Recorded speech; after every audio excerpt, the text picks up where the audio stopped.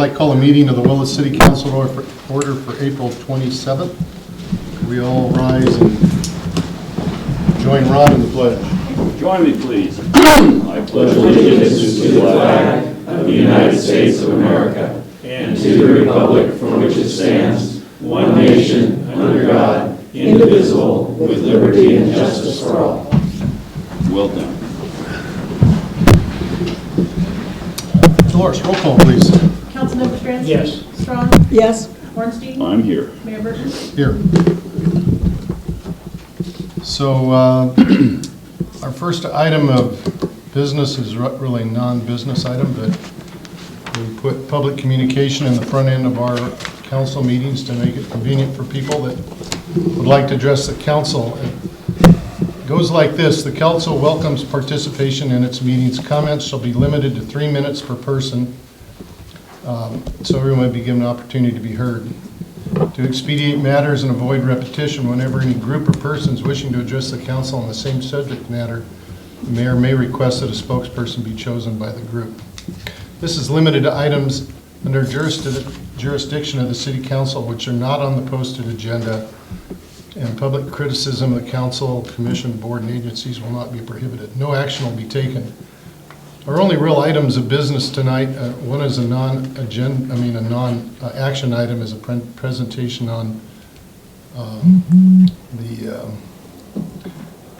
county's exploration of a community choice aggregation and a consideration of a letter of support on local options for elections. So those are the two items on the agenda tonight. Do we have anybody that would like to speak on an item not on the agenda? Please come forward and introduce yourself.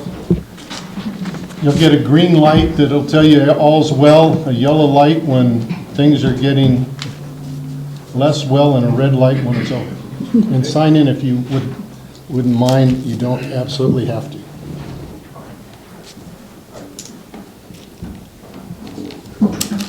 All right, I'm Russell Green, and I'm here to talk about your medical marijuana dispensary ban. So the council refused to lift the ban or even put in an ad hoc committee over a year ago when I had hoped to open a business here where I live.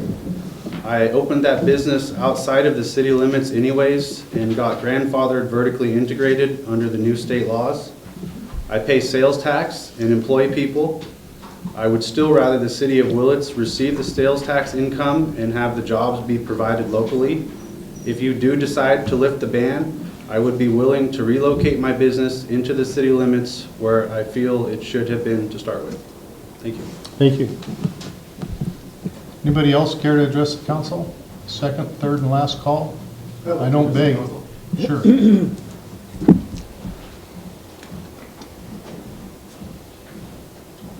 Good evening. Hi. How you doing, Mayor? Very well. City Council members. Good to see you all. I see there are some of you on this board who are here. Can you 20 introduce years yourself, ago. please? I'm Troy McConnell. Thank you. So there's a lot of you here that were on the board 20 years ago when I was in high school. And that's a long time to be on the City Council board. The reason I'm here right now, taking time out of my busy day, is to stand up for my right to use and cultivate my own medical cannabis, which my doctor recommended me. Here's my prescription from my doctor. I really do believe it is a shame that any person in this community would have to go in front of this city council meeting to stand up for their rights. It's 2016 and we're in Mendocino County. Why are we here begging for the right to use a medicine which is legally prescribed to me? My doctor gave me this recommendation.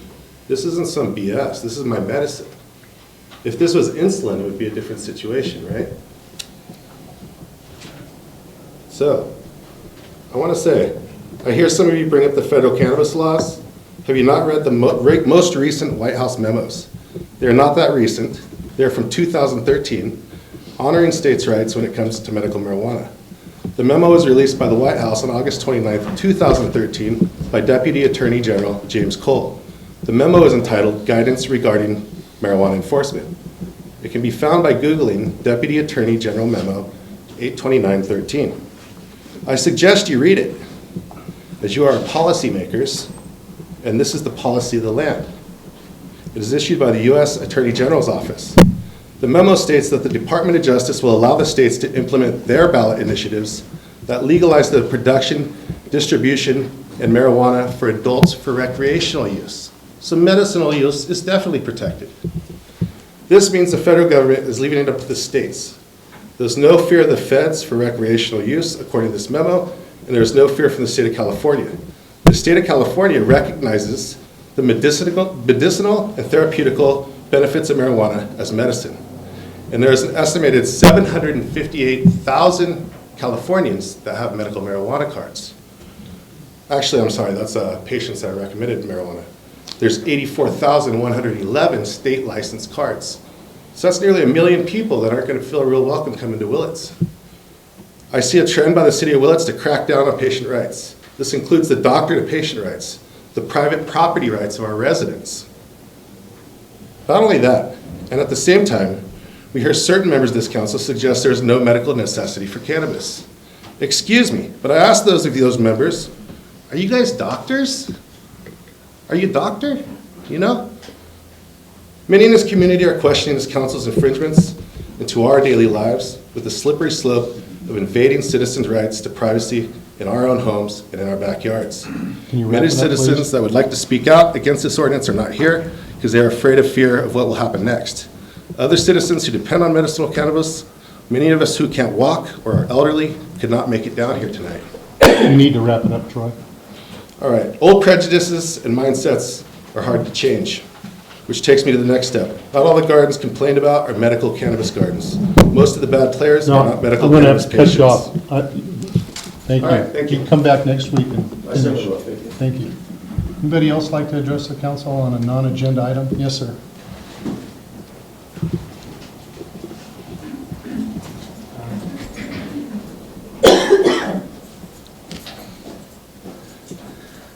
My name is Mark Parsley, and I've been a Mendocino County resident for 32 years now. And public speaking is not my forte. It's all right. But I've heard so far 2 arguments for the furtherance of marijuana in the Mendocino, in Willits area and in Mendocino County. And I just want to ask that in your judgment and your views, you don't need to be a doctor to make these decisions, but to see the priority for the children, their safety, their education, their health, and the environment and wildlife. If you could include that in your judgment, I'd say many thanks. Thank you. Thank you. Yes, sir, in the back.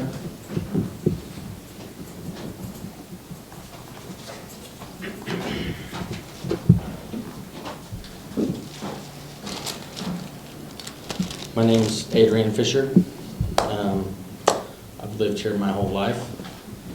And for you guys to basically just outright deny it is ludicrous. The alcohol and pharmaceuticals that I know that people abuse in this town are way worse than any medical marijuana that anybody's using or recreational. From what I've seen growing up here and living here my whole life, marijuana basically keeps this town alive. You know, we don't do a ton of logging anymore. You still do it, but it's not what it used to be. And as far as telling people they can't have stuff within city limits, you know, you're basically just going against patients' rights, and at some point you guys are going to be facing a lawsuit, Mr. Lance. I think heroin, meth, alcohol, and pharmaceuticals are a much greater threat to this community than marijuana is. The American Medical Association just came out and basically said marijuana is a medicine. They are going to be funding research for it. So you saying you want to ban it is a step backwards, and it just makes no sense. You know, when you know that it helps people with their seizures, kids and whoever who talks about helping the kids, well, why don't you help them out? Why don't you let them be able to get their medicine? There's no reason why they shouldn't be able to have it. Somebody in your family was the only person, or was a person that could use it, you're going to tell them they got to go somewhere else? That just doesn't seem right. Also, Willits should see it as an opportunity. You should grab onto this, ride the green wave. You know, you guys should be ready to make some money off this thing. We're in the heart of the Emerald Triangle. You could totally capitalize on this. You don't need to make it a big forefront thing in everybody's face. If you don't want to use it, you don't want to be part of it, don't be part of it. But let it happen so that other people can make money off of it and put money back into the community, as they already do with all the marijuana that happens. Also, your personal beliefs and whatever you think from being raised when most of you were raised and how everything was seen back then. You need to, look at the science of today and see how it's all going. And there's a lot more benefits than they told you when you were younger. So I don't think that your personal beliefs should get in the way of the city politics. You need to look at the bigger picture, not at the one you were taught. Thank you. Thank you. Sticking to your time too, appreciate it. Yes, sir. Hi, Jen.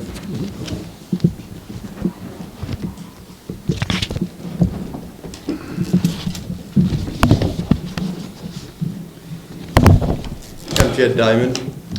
And just a couple of things, a couple of thoughts. I actually wrote a letter to y'all, which if you haven't gotten, you will. I've been working in the area of drug and alcohol prevention and treatment for 40 years or more, I guess. And I really empathize with a lot of the concerns that Larry and Bruce both raised about the use of cannabis in city limits. I just suggest that trying to keep all cannabis out of the area isn't the best way to address some of the concerns that you have and I have about protecting citizens, about use in a way. Now that I live in town, I have some of the same concerns that town people have about neighbors that might be using marijuana next door or over the fence. And I just think trying to put a ban on things tends to heighten the awareness and put more attention on Willits. As I said, I think there's much that Willits has to recommend it to the world beyond whatever intoxicants there are, whether it's wine or cannabis or other things. So I just hope the council and the community will look more deeply at how we can come together as a community and not have policies that would exclude members from each other. And I trust the council will continue to examine this and come up with policies that really meet the needs of all the people. Thanks. Thank you. Yes, sir, in the back.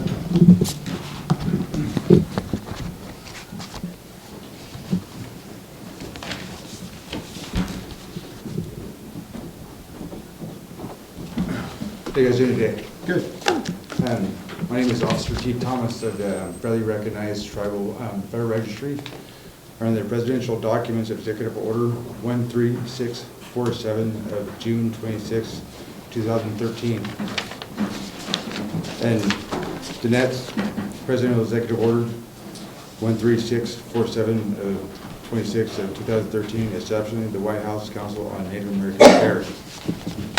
I am Cymex Investment Corporation and Native American Support Historical Alliance, NASHA, where my services are to provide 6,000 jobs to the service of Mendocino County, 165,000 jobs for Republic of California, and 1 million jobs to the United States of America under the President's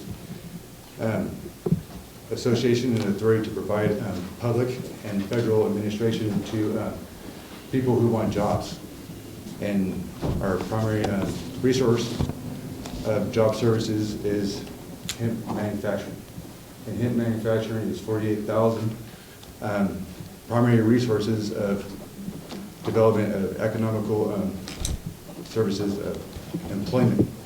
And if we can apply the federal economic policies, which our policies are under the 1849 federal land policies, of 1849 of Arizona law, which is the Department of Interior and Department of Indian Affairs. So my application is to show that my presence is of industrial service and commercial, and that the next reason that I'm here to come up next is my alternative service and preparations to disconnect PG&E to a primary resource that gives the community its full support of a primary resource other than PG&E to wind, water, or biofuel. And our services are to sustain communities, not just one house, but 15, 20, even to service towns. And the applications to you guys is that to service ours to see if our acknowledgement and our preparation is standardized enough to be able to show that we can sustain a town. As where I'm from is Albion, which we do have sustainable energy resource and contract with PG&E to provide alternative service. And to the application to these services would be engineers of PG&E to come to the site to project and to serve a disconnect to connect the backup with the primary alternative service to apply to the community and the city and the federal government to self-sustain, that we can provide service to resident and commercial applicants to provide services. I have a question. I think he is addressing, I think you were trying to address the next agenda item, Yeah. not, I was just preparing, what I'm here for.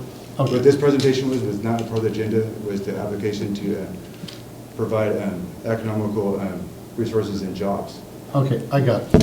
Thank you. Does it have to do with growing hemp as a biofuel, or is that something else? I'm not sure I understood that. The primary resource is economical services and sustainable in other countries to provide the main source of the product to be able to sustain primary resource.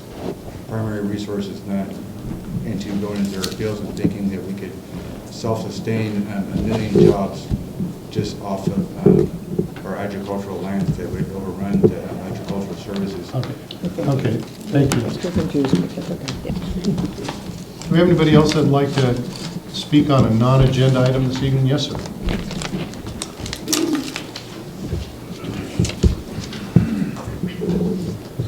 Hello, my name is Fred. I would like to address some board members' positions on cannabis in this community. I've moved here recently. I've been a fairly active member of the community since I've moved here. It is readily apparent to me that cannabis is one of the main economic drivers in the region, regardless of how people feel about it. That's the truth. And it surprises me greatly that the city council wouldn't capitalize on this economic opportunity to make money, but would instead further criminalize their citizenry and push them farther away. This is an opportunity that many small towns in this country would die for. And I get the feeling that, and I don't understand why, but you aren't interested in this opportunity. And what boggles my mind is that even in the opposite of that, not only do you not want to seize this opportunity, but you also want to criminalize your citizens for activities that they're already engaged in. And I don't understand what the gain is. You know, by making more criminals doesn't make the streets safer, it just makes more criminals. And if you need regulation and ordinance to address specific causes, do it. You already have no cultivation or limited cultivation laws within city limits, and that's acceptable. I think an outright ban is not only extreme, but personally I think it's foolish. I don't understand why. Why do the damage to the businesses in this economy? You know, Spare Time, Safeway, Mariposa, Mazahar, Brickhouse Coffee, Shawnee Pub. All these businesses depend on money from the cannabis industry. They do. I see my friends there all the time. I know what some of them do. And how can we deny this? We need to not only accept this fact, as a community, we need to accept this fact, and we need to embrace it, and we need to capitalize on it. Because that's what keeps us from being a dying town. I grew up in the Northeast. I've driven through dead towns. I've driven through towns where they knocked down all the trees, they made all the paper, they trashed the place, and everybody moved out. And you drive through their downtown section, and 90% of the storefronts are vacant. You know, the schools are, they're 1 or 2 room schoolhouses. And it's a shame to see, and it'd be a shame to see that here if you guys drive out my generation of citizens, the next generation of citizens, and the generation of citizens after that. Because that's what you're doing with these laws. As you're driving people like me, who's a contributing member of your community, go ahead. And personally, I would appreciate it if you didn't do that, because they're also my friends. Thank you. Thank you. Anybody else? Second, third, and last call? Okay, thank you. We're going to move on with our next item on the agenda, which is a presentation by Lean Energy and County of Mendocino regarding the county's exploration of a community choice aggregation program. And are you Chris? Yes. Chris Schiffer, and I think Tom Kelly, good. And I think Tom Woodhouse is also here as our supervisor to wait. And we have Steve Shoup also with Sonoma Clean Power. Okay, great. Good evening, Mayor, council members, city manager, staff, and members of the public, and Supervisor Woodhouse. My name is Chris Shaver. I'm a Deputy County Executive Officer with the County of Mendocino. So on behalf of the Board of Supervisors and the Executive Office, thank you for having us this evening. I'd like to kind of give a brief overview of what the county's done to date in terms of community choice energy or community choice aggregation. The terms are interchangeable. So what community choice energy is Am I blocking anybody's view? No. Okay. It allows a joint powers authority or municipalities that have formed a joint powers authority to purchase power for their citizens.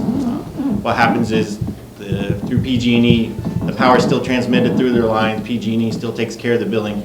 However, the joint powers authority is procuring the energy and selling it to those citizens. There's also the option for anybody to opt out of the program and stay with PG&E if they choose so. The reason this is of interest is it will give the chance to keep revenue within the county, within the cities, put it towards programs such as solar arrays, programs that are more tailored to the citizens of Mendocino County as far as rate programs, energy saving programs. And it also, the power is usually procured at a competitive rate, and then rates are either competitive with PG&E, and we've seen indications with Sonoma Clean Power and Ren Clean Energy that they're 3% lower, up to 8% lower. So what the county has done is we've been exploring different options with creating a community choice aggregation. We've partnered with Lean Energy, that's who Tom Kelly's with. We've been in conversations with Sonoma Clean Power. Steve Shoup is with Sonoma Clean Power. We've talked to different organizations that also provide commercially managed community choice aggregation, to where we'd have to do an RFP to solicit those services. And then we've also talked about forming a JPA solely within the County of Mendocino. So we've explored those three options. We've been doing this since February of 2015. And at this point, we're doing some public outreach and education to let all the incorporated cities within the County of Mendocino know what the county's doing and some of the options available, and to generate interest and answer any questions. So without further ado, I'd like to introduce Tom Kelly with Lean Energy, and he will go through this slideshow, and then Steve Shoup will answer any questions you have about risk that would be associated with such a program to the city and so forth. Thanks, Chris. Mayor Burton, City Council members, staff, residents, I'd also like to thank you for the opportunity just to give you kind of an overview of community choice energy, and then give you a chance to ask any questions you may have about how it works. So basically, the image that you see there is, for the last 100 years, this is how electricity has worked. It's produced, generated somewhere, transmitted over infrastructure, and it comes into your business or home. And for the last 100 years, that transaction has occurred generally through an investor-owned utility like PG&E. Community choice energy, as Chris mentioned, allows jurisdictions like the city of Willits to come together with other cities in the county, for example, form that joint powers agency, and then take over that first part of that transaction there, the source and generation of electricity. Initially, the community choice programs that have started have gone out into the market and procured power from third-party providers. But the promise of community choice is that over time, you'll be actually able to take some of those revenues that are generated and put it back into the construction of generation in your own communities. That way, get to the point where you're not relying on third-party providers entirely, you're actually producing some of your own energy. So when a joint powers authority is formed with jurisdictions, the beauty of this program is that everybody is automatically a customer. So everybody in Willits would belong, but have the opportunity to opt out and stay with PG&E. So for the first time, customers actually have a choice of whether they want to take power from the new Community Choice Program or just stay with PG&E. So far, we've been able to see prices that are competitive with PG&E, but also have a higher renewable energy content and fewer greenhouse gas emissions. So every community has different reasons why they're looking at community choice programs, but obviously price is a big issue for most communities, but there are many also who have climate action plans where they're trying to reduce their carbon emissions. But there's also the potential for local economic development, not only in terms of renewable energy sites that might be developed, but there are energy efficiency programs and other programs that the program can develop that it can actually put local people to work. Just as an example here of what we can show you from the 3 operational community choice programs is that Marin Clean Energy, who really set the stage for the programs that followed, have been able to deliver a default product that is a product with currently 56% renewable energy in it at a price that's 2 to 5% below PG&E. And the same holds true for Sonoma Clean Power and Lancaster, a city in Southern California that's formed its own program. Important to note here is that price is not, the energy is very dynamic, and it's not always the case that the price will necessarily be cheaper than PG&E, but so far it's for the most part, prices have been lower than PG&E.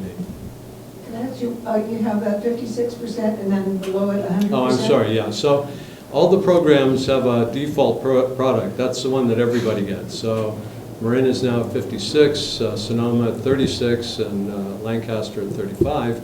But you can opt up to 100% renewable for a small premium. So Marin's territory, it's a penny a kilowatt hour. And they also have what they call a local soul program where the energy is generated within Marin County, and that comes at a fairly high premium. But what we're seeing is that over time, the cost of renewable energy is decreasing pretty rapidly. And so we're starting to see that the 100% renewable, for example, is not out of reach, and then hopefully over time the local product will be available at a competitive price too.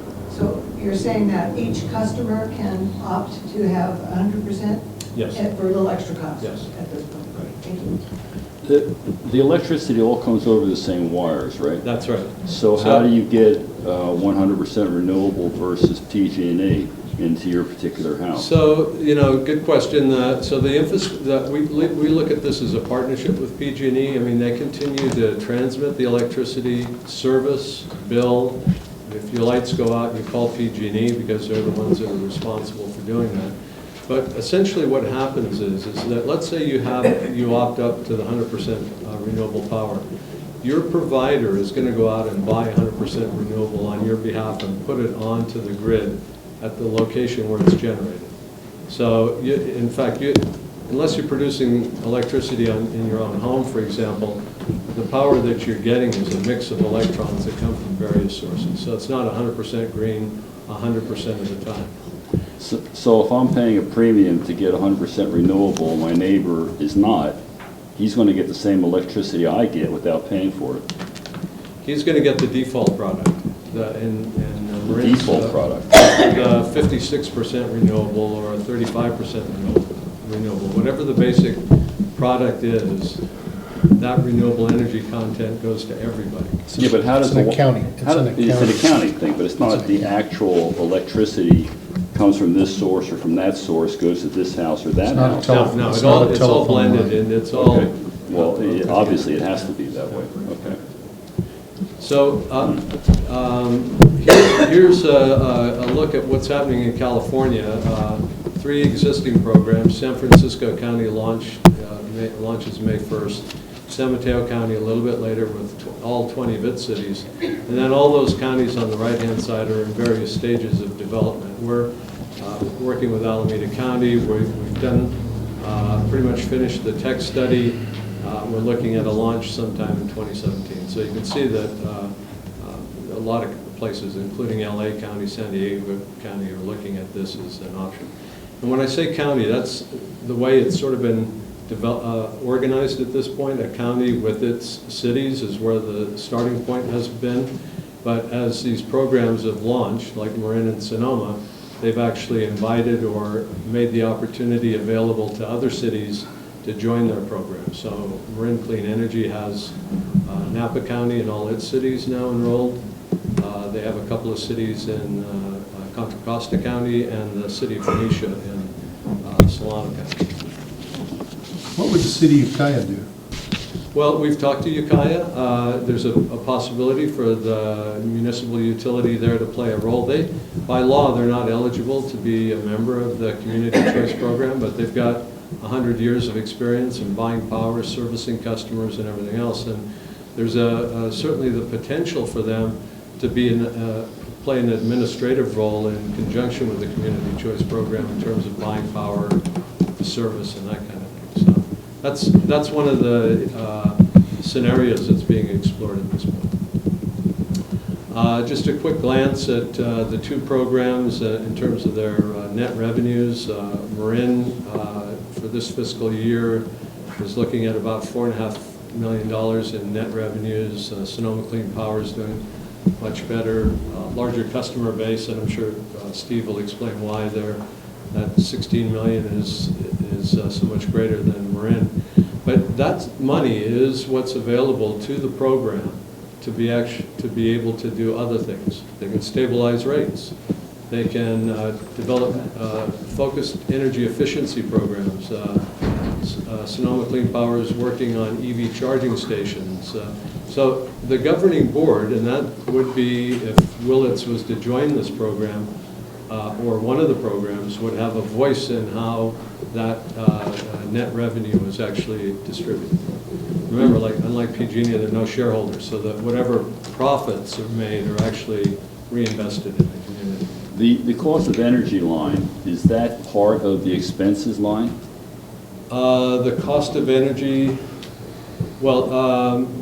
or is that in addition to the expenses? Yeah, in addition to the... So the energy is obviously the biggest chunk of the revenue that comes in, right? Well, that's not revenue, that's the cost, isn't it? I think the cost of energy is a part of the total expenses. They're not cumulative. Yeah. Okay, exactly. so it's so the total expenses including cost of energy. Yes, right. Okay. Right. Thanks. So Chris mentioned the formation of a JPA, and let me just point out right now that the county is shepherding this process now, looking at options, doing the outreach to cities. But in a way, Willits isn't obligated to follow any path. I mean, they can follow their own. I mean, if you were invited to become a member of Sonoma Clean Power, for example, you could do that whether or not the county did it, But at this point, we're just seeing that when counties move, like Napa County, it's often the case that the cities also follow suit. It's a lot of good reasons for doing that. You've got a history with each other. Your geography is similar. You've got issues that occur here that you would want to work on that might be different in a place like Alameda or Contra Costa County. You get every customer, as I said, is automatically enrolled, but they get plenty of chances to opt out if they want to stay with PG&E. It doesn't cost them anything to do that if they do that before the program launches. And I don't know about Sonoma Clean Power, but after the program launches with MCE, they charge a $5 fee for you to switch. Once you switch, you're out for a year. You can come back if you choose at that time. All the PG&E programs, the rebate programs for energy efficiencies, the care customers for low-income customers, that all stays. That doesn't change. Your bill, the only thing that you get your bill from PG&E, the only thing that is really different is instead of having the electricity costs all lumped together into one number, it splits out the generation cost. That's what the CCA program provides. And then the transmission cost, which is the PG&E piece of that for their work. Keep in mind that PG&E is a monopoly utility and are guaranteed their profits or their income on this, and it all happens on the transmission side. So the fact that PG&E is losing the generation side of this equation doesn't have a financial impact on their well-being and everything else. They're essentially always made whole. Even on their decommissioned costs? Yeah, I'm not sure. I'm not sure how all the decommissioning costs, if that changes when the program. Well, ratepayers pay the decommissioning costs. So, for example, the nuclear facility that they're going to decommission down in Southern California, those decommissioning costs will fall on ratepayers, including our ratepayers at Sonoma Clean Power, because it was a pre-existing facility. So for climate action plans, cities have looked, this is from Sunnyvale, but many of them look very much the same. When they look at how they can reduce their greenhouse gas emissions, they find that switching to a community choice program is by and large the easiest and most impactful, if that's a word, way to go about doing that. Steve can talk about some of the benefits of Sonoma Clean Power. They're in many ways similar to what the other programs are offering, but I'll leave that for Steve to talk about. The risks also, so I mentioned how the energy markets fluctuate all the time. So you have to have really smart people in there buying your power, figuring out lengths of contracts, forecasting, and all that kind of thing. So that's not crystal balling. I mean, there's work that people do on this every day. They know how these markets work and everything, but you got to realize that natural gas isn't going to be cheap forever. You know? Nuclear is going away for PG&E. That means they're going to have to shift that 20% of their load into something else. So this is very dynamic. Customer opt-outs, obviously you want to keep as many people in your program as possible. Makes programs very sensitive to price for customers and being responsive to them and everything else. So you want to do everything you can to make sure that you keep a happy customer. So this opt-out rate, is that a one-time charge or is that an ongoing charge? Well, for the opt-out, it's just a one-time. If you opt out after the program starts, it's one time. But I will get to a charge that is ongoing, that is more troublesome. So when MCE launched, there was a lot of pushback from the utilities, unions, and that kind of thing, and it was pretty messy. Over time, that's pretty much gone away. The state legislature established a code of conduct for the utilities. They can't interfere in this process.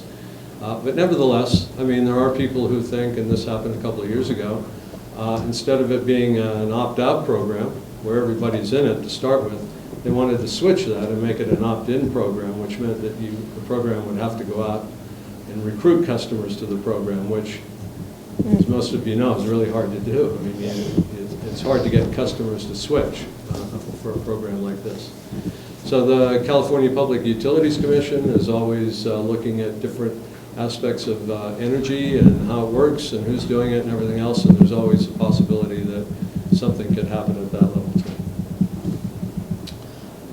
And so Chris mentioned the options, standalone JPA with the incorporated cities of Mendocino County without Ukiah, joining a program like Sonoma Clean Power, and outsourcing the program to a third-party program that would do all the energy procurement, customer service, and everything else for a fee. I've got a Question on that. I don't know if you're familiar with this, but Tony Orth, a number of years ago, he's a local resident of Brook Trails actually, was working on a JPA, and he got an energy JPA, and he got every city except for Willits to participate in that. And at the time, he had to have all of the cities, even Ukiah, I think, involved in that. So is that something that could go forward if not every city participated? Well, This is like- I don't know about that particular instance. It is. It was maybe 6 years ago, but, yeah, 6 years ago or so. You know, there are JPAs that are set up that it may be possible just to move a program like this into an existing JPA, but I think for issues around governance, you know, how everything works and everything, you're probably going to establish a JPA that's just specifically for this type of project. And would every city have to No. be part of that in order for No. it to continue? No, in fact, you know, in Sonoma, not every city joined up right away. Marin, not every city joined up right away. But at this point, every city that's eligible in both those counties are now participating. So within a year or so after the startup, those other cities saw the savings. Remember, you have municipal accounts, right? The city pays electricity bills. I mean, if you can save some money on your electricity bills without doing anything, you know, I mean, it's attractive to be able to do that. A lot of the other cities ran the numbers and they saw that the comparison to PG&E and Marine Clean Energy, it just made sense for them to switch those accounts over, or to join the JPA and become part of that process. Okay, thank you. So, I mean, that's my piece of Want to this. mention PG&E's exit fee? Oh, yeah, thank you, Chris. So going back to one of the risks, PG&E has convinced the California Public Utilities Commission that when a customer leaves PG&E, they've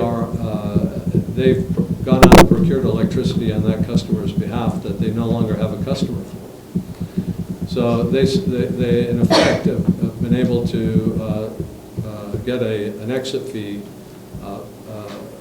okayed by the PUC, which means that every customer currently that is now Sonoma Clean Power, Marine Clean Energy, Lancaster, pays for the electricity that they're no longer, a portion of the electricity that they're no longer receiving from PG&E. So last year it was a rather modest amount, and I don't think anybody's arguing that PG&E isn't entitled to something on this, but nobody really knows exactly how they come around these numbers, and as a result there's a lot of uncertainty about how accurate or fair they are. So, but this year that rate doubled, almost doubled. And as a result, at least for the moment, Marine Clean Energy's prices are a little bit higher than PG&E. That's going to change over time. MCE has just added 7 new cities to its program. In the news report I read just the other day, they expect that to drop their prices by about 8% below PG&E. So. But as you listed there, a number of counties that are on the verge of moving this direction. Right. Won't that just motivate PG&E more to convince the PUC that they have this lost? Yeah. Well, you know, the PUC losing customers right and left. PUC, you know, is it's not a slam dunk that the PUC is necessarily going to always agree to this or the amount. I mean, they want PG&E to start forecasting their loads in anticipation of their customers leaving. They just don't want them going out buying energy for, let's say, all of Mendocino County, knowing that there's a chance that Mendocino County customers may have their own program. So that part is starting to happen, so that the contracts that they sign anticipates the loss of the customer, so that hopefully that will shrink the possibility or the size of the fee that then is charged. So it gets really complicated. The community choice programs are all over this. They're trying to get the state legislature to take a look at it to see if it's fair, equitable. You know, if there's a price that has to be paid, then they're good with it. They have been in the past. They just want to make sure that it isn't being used as a tool in a way to make it more difficult for community choice programs to succeed. Yeah. Well, when you couple it with all the you know, the safety issues around delivering, being in the transmission business, and then, I mean, you can make a pretty strong argument that you know, whether it be San Bruno or whatever, that we don't have the revenues to maintain our facilities. Well, you can buy your power, but we won't be able to deliver it reliably. And I'm trying to think of other industries that were deregulated like this. You certainly think of the telephone business, and now they're now we're looking at abandoning landlines, wanting to abandon landlines in the county because there's this, you know, a little different force. But there were some other, I'm trying to think of the other regulated Steve might, I know that comes up. economies that went to the kind of tried to be a kind of a, you know, a quasi-market deal here, where you're really not, you're not a producer. You're just an intermediary to PG&E. You're playing you're a broker. You're playing a broker role. Initially, but Marine Clean Energy, for example, only 5 years in business, is building a 10.5 megawatt solar farm on a Chevron brownfield site in Richmond. The city of Richmond has a 50% local hire requirement, so there's going to be several hundred jobs that the city of Richmond gets out of building a 10 megawatt solar farm on land that's basically unusable for anything else. You know, they're not going to put housing on it or clean it up. So there is, over time, as these programs mature and the revenues come in, there's a lot of money in electricity, that's for sure. And the opportunities to invest in those types of resources like the 10.5 megawatt farm enable the program over time to acquire those assets, so that it's like PG&E with Diablo Canyon and some of the big hydro. I mean, they're not paying a lot of money for all that simply because they own it. You know? So, and that essentially is where a community choice program wants to get over time. So. Yeah, they have the advantage of being able to produce 24 hours a day, though, too. Yeah. Oh, well, we're always going to, I mean, I won't say always, but there's a good chance that we're going to have natural gas around for a long time because we need base load. You know, you need to have things powered all the time. Solar is intermittent, wind is intermittent. Sonoma Clean Power relies a lot on geothermal, which is pretty steady. So, I mean, that's part of what goes into making these programs work, is having people that know how this all works. Storage, for example, is coming into play. That could be a big factor in what these programs do. And they're nimble enough to be able to get into the storage world before PG&E or anybody else really gets it made available to everybody. I always found it curious that that the geysers are the biggest fracking business in California, and nobody seems to really care. Steve, come up and defend yourself. Well, Can we turn?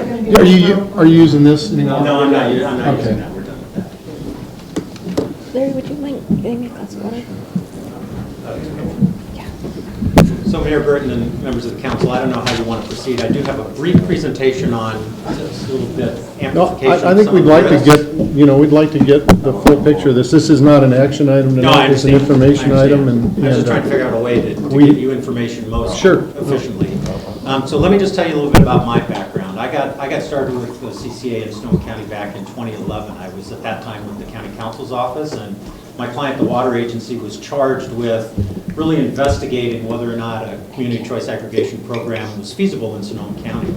And part of that work, and I think part of the reason they asked me to do it, is that I was sort of the guy they threw at it to be really, really skeptical about. You know, there were a lot of people who were very gung-ho, and my first reaction to it was sort of like, well, why would you want to do this? And so I looked at everything with a very skeptical eye. And we went through a very long process where we did a feasibility study, we looked at the risks, we explained to all the cities the pros and the potential risks, and eventually we formed Sonoma Clean Power, and I'm now their general counsel, and I'm pleased to say they've been very successful, and I'll talk about a little bit about that later. So part of what I'm trying to do tonight is just talk a little bit about the risks, because we do want to acknowledge that there are some risks, how those can be mitigated, and then sort of what happens in the worst case. I mean, say that's what everybody really wants to know. If things go totally south, where does that leave the city of Ukiah? Where does that leave the customers that came into the community choice aggregation program?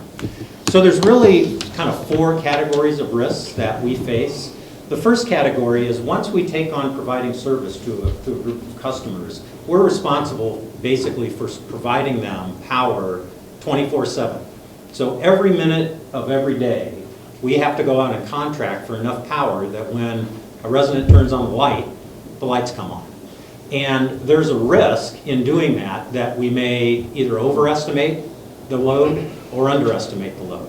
And in either of those situations, what can happen is we can be in a situation where we either need more power that we have to buy on what's called the spot market, or we have excess power that we have to sell onto the spot market.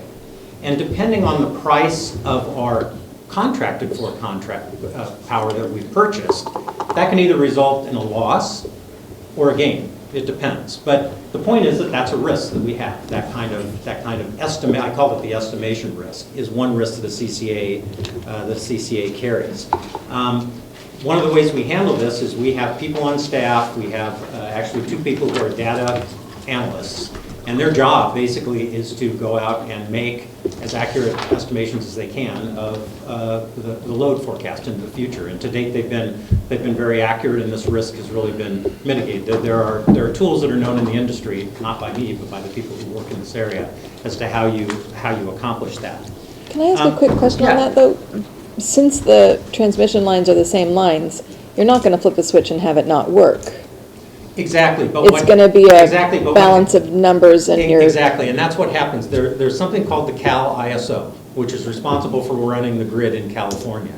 And basically what they do is they monitor at all times where power is coming in and where power is going out of the grid. Okay. So if one of our customers switches on the light, Cal ISO makes a little note. That's a Sonoma Clean Power customer. Bill them, make sure that they have enough power to cover. Right. Okay. And if we don't, you're right. We get power off of the grid, but the price we pay for it may be different than the price that we contracted for. Okay. That's a good question. The second kind of risk that we face is what I call market risk.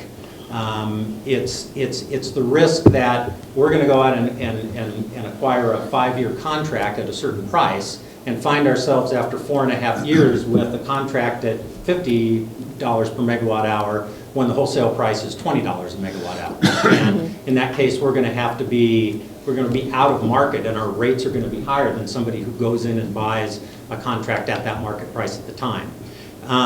The way you manage that risk is kind of the same way you do with your retirement portfolios. You make sure you have a diversity of supply.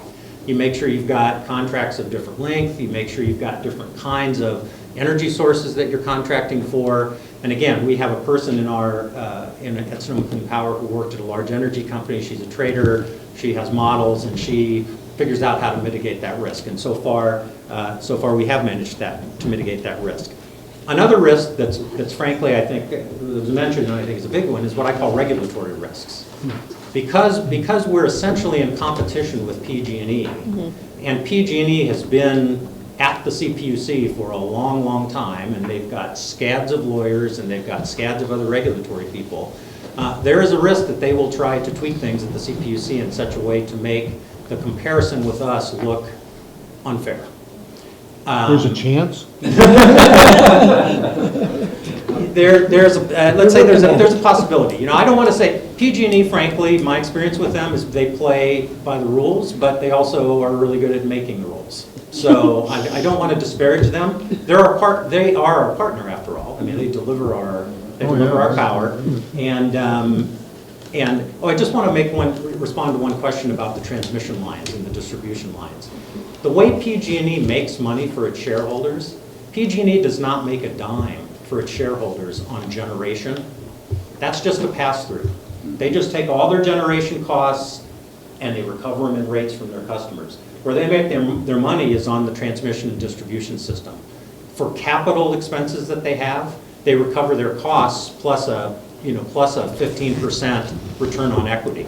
So PG&E under the current paradigm is never going to have to worry about not having enough money to pay for its transmission system, because they have an incentive to go out and basically build those, because that's the way they make return for their shareholders. The final risk that we run into is what I call the contract risk. There's a possibility that we could enter into a contract for, again, a 5-year contract with a company at a really good price, and after 3 years that company goes out of business. then what happens, right? We've got this load we have to serve, that contract goes away, we're going to have to scramble on the open market to try to recover that.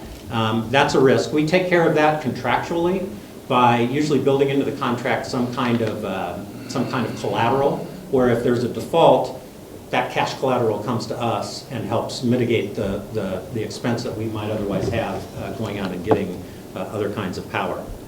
So I want to talk now about the worst case scenario, which frankly, after being around this area for as long as I have, I think the odds of this are minuscule, but people like to hear about it, and they should hear about it.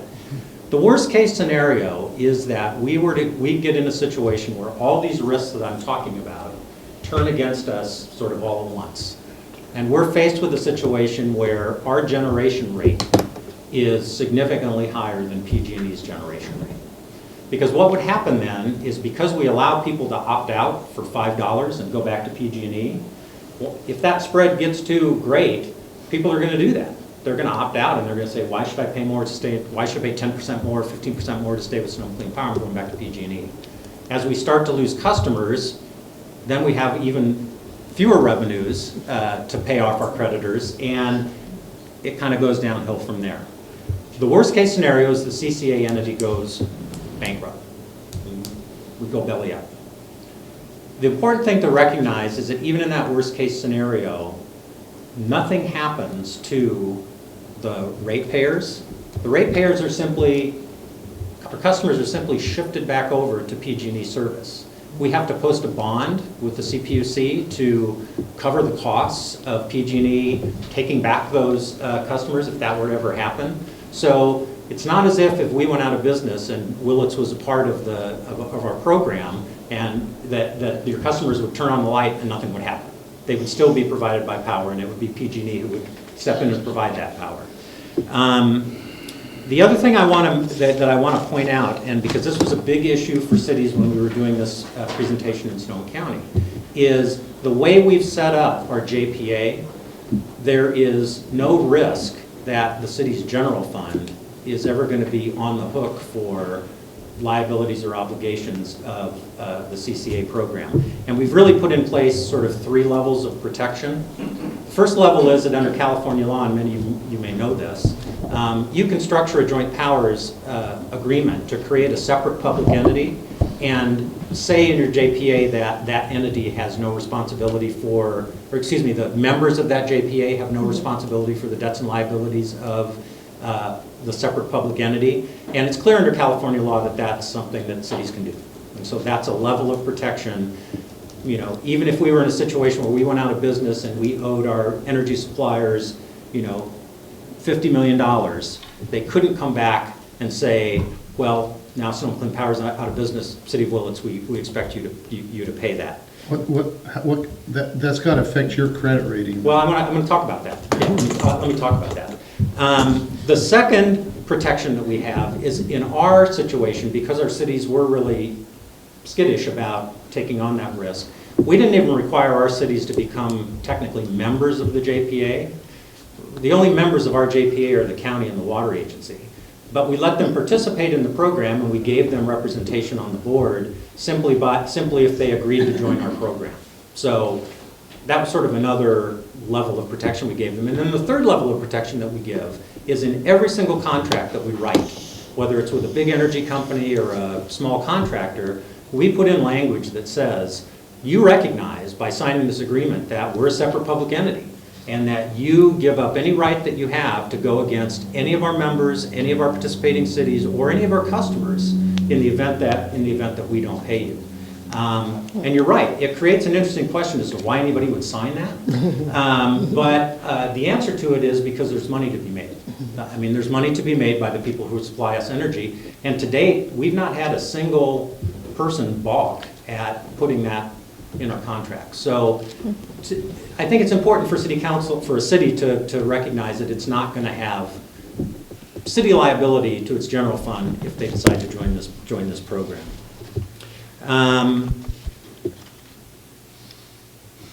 In the long run, and people ask, well, how can you say that you're going to, well, how can your rates be less than PG&E's generation rates? When you think about it in the long run, we have two big advantages over PG&E. Number one, we don't have to pay our shareholders because we don't have any shareholders. We have residents, customers that we serve. And number two, we don't have to pay taxes. You know, PG&E as a private entity has to pay state and federal taxes. And so those are costs that they have to add on to their expense of providing power that we don't have to add on. And so it gives us sort of, in the long term, no matter what sort of the up and downs in the short term of the energy market, long term we're going to have a competitive advantage over them because there's two great big huge items of expenses that we don't have to pay. Well, we have to pay taxes. As a city, we don't call it taxes, we call that revenue. No, I understand, but the kind of taxes that the city is going to be collecting, well, I don't know what your tax base is. Well, no, I mean, I just meant that in a, I understand. you know, in a global sense, Yes. not in a local sense. No, I understand. But it is one of the reasons why we think long-term we are going to be able to be competitive or better than PG&E's rates, because we don't have those expenses. So I want to talk a little bit now about our performance, Sonoma Clean Power's performance to date. Some of this was mentioned, but the one thing that wasn't mentioned is to date, we have saved our ratepayers over $50 million in electricity costs. So we only started service in May of 2014. We rolled out fully by mid-2015, and in that relatively short period of time, the difference in what our customers pay us for generation as opposed to what they would have paid PG&E generations totals $50 million. That's a lot of money. How many customers are you? I'm sorry? How many customers are you talking about, roughly? We have, you know, I believe, and don't hold me to this, it's about 170,000 accounts. Now, obviously, that's different than the number of customers because, and some of those are big, you know, some of them are big commercial customers that take a lot of power and their savings has been more. Some of them are smaller residential customers, their saving is less. It's just the aggregate total. And yours was the 16 million, right? The 16 million that I think you were referring to was our net, our sort of net income for 2015. But I'm surprised that it's more than Marin. I mean, it seems like Marin. Part of that is they have higher, I hate to say this, but they have, I'm the one lawyer on Sonoma Clean Power staff, they have like 5. And, you know, 4 regulatory. That'll do it. They have a higher, I think your slide said that our overhead was 4.5%. There's a 7. And there's a 7. Yeah. And I think that's really the difference. Is it also that Sonoma is? 196 accounts. Okay, I'm sorry. And does Sonoma also have a little bit more of its own supply from the geysers, or is that a factor at all? It's not really. That's not really a factor because it's the geysers. We love the geysers supply, but geothermal is a very expensive source because it's 24/7. You know, because it's not like a solar panel that you don't get anything out of it at night. Yes, do you have a question? No. Oh, okay. The last thing, one other thing. We formed in part because we wanted to reduce greenhouse gas emissions, and we wanted to have an environmental benefit.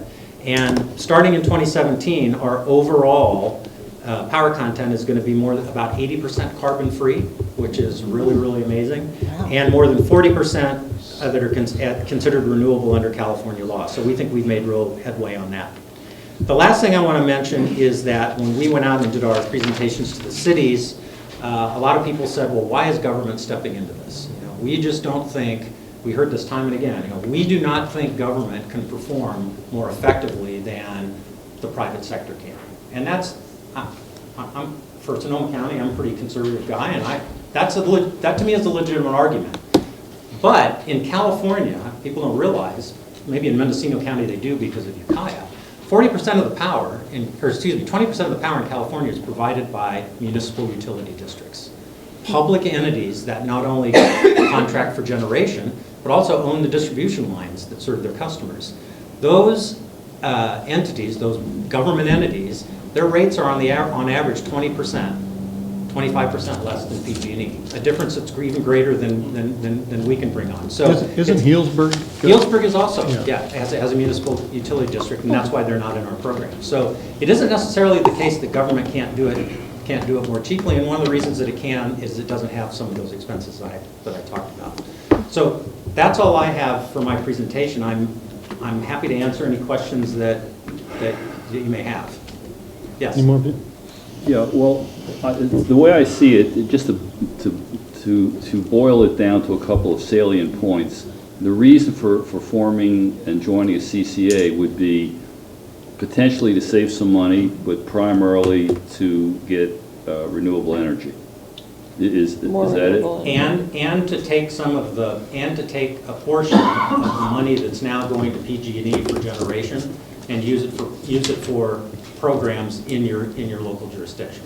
That was the other big reason that we wanted to, and to provide an incentive for local generation of power. Okay, so and of course, what we heard tonight was a real fast presentation. Mm-hmm. I'm sure if and when if this ever comes here for action, we'll have more information. So it's kind of loose information that I have, but it seems to me that intellectually. No, not intellectually, but intuitively thinking that you have a company like PG&E who's been in business for a long time, and yeah, they're a monopoly in this part of the state, but in some cases size does matter. So you would be going into competition with them to buy electricity, and it's very probable that you're going to pay a slightly higher rate for energy than they would because they have more buying power. That may not be true. It's two things, two responses to that. Number one, we haven't found that is true. We haven't found necessarily that we get power at a less favorable rate than PG&E, number one. Number two, I mentioned before, for PG&E, power expenses, generation expenses are just a pass-through. Yeah. And they're always going to get their generation costs passed through by the CPUC to customer rates. If I told you, you go out and enter into generation contracts, don't worry, you'll get repaid 100%. How hard are you going to negotiate the price terms of those contracts? It's just, we are providing for the first time, I think this is one of the advantages of CCAs, we're providing for the first time competition in that area to PG&E. Because before this time, they didn't really have to worry about it. They didn't care if they were, now in principle, the CPUC has the ability to say, we've looked at this agreement and it is so far over market that we're not going to approve it.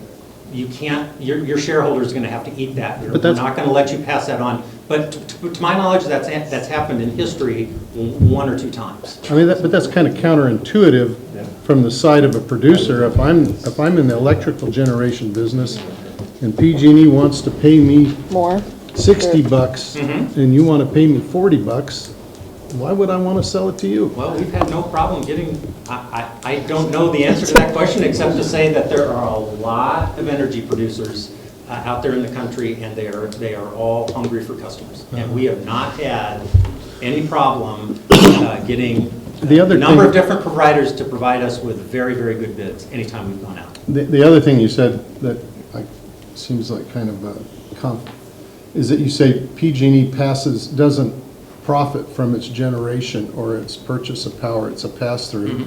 But then you said your advantage here is that you don't, that the power that you buy is not,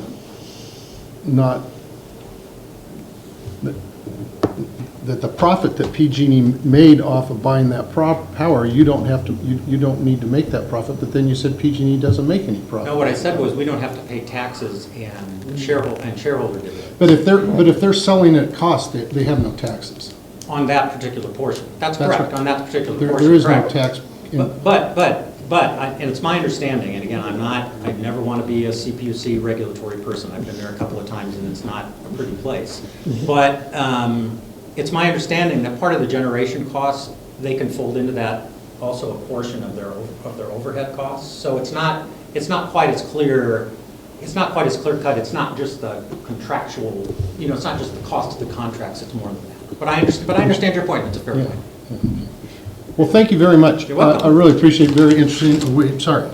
So what's happening with franchise fees in this sort of endeavor? Franchise fees, we pay them. That's my understanding, that we pay the franchise fees as the person who's providing the generation service. So those aren't changed. About the I thought we got a franchise fee for the transmission lines, not so much for the generation, but whatever. You know, that may be correct. I may be thinking about some cities have a utility tax. Yeah. And I think that's what I'm thinking about. We pay the utility tax, Yeah. like in Santa Rosa. And if the cost to the customers does go down by 5% or whatever it is, then the franchise fee, which is a percent of the total bills, would go down, but not by a whole lot, I'm assuming.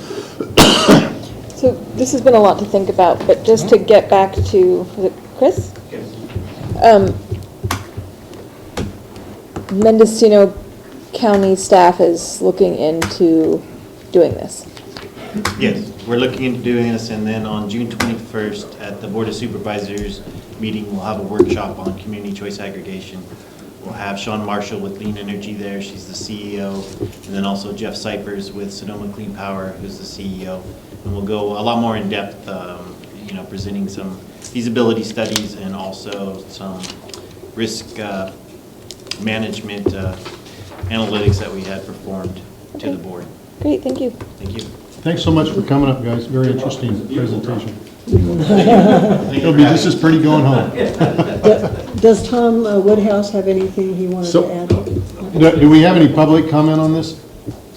Yes, come on up and.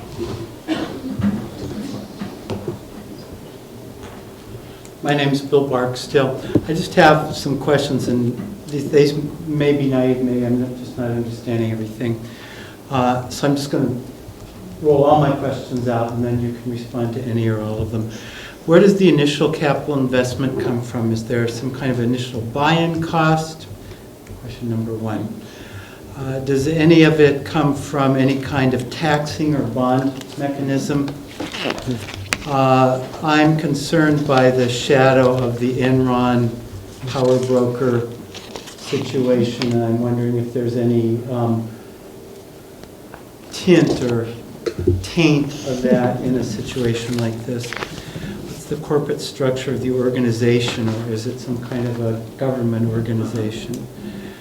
Who are the suppliers anticipated to be, and do they currently exist, or do they have to be developed?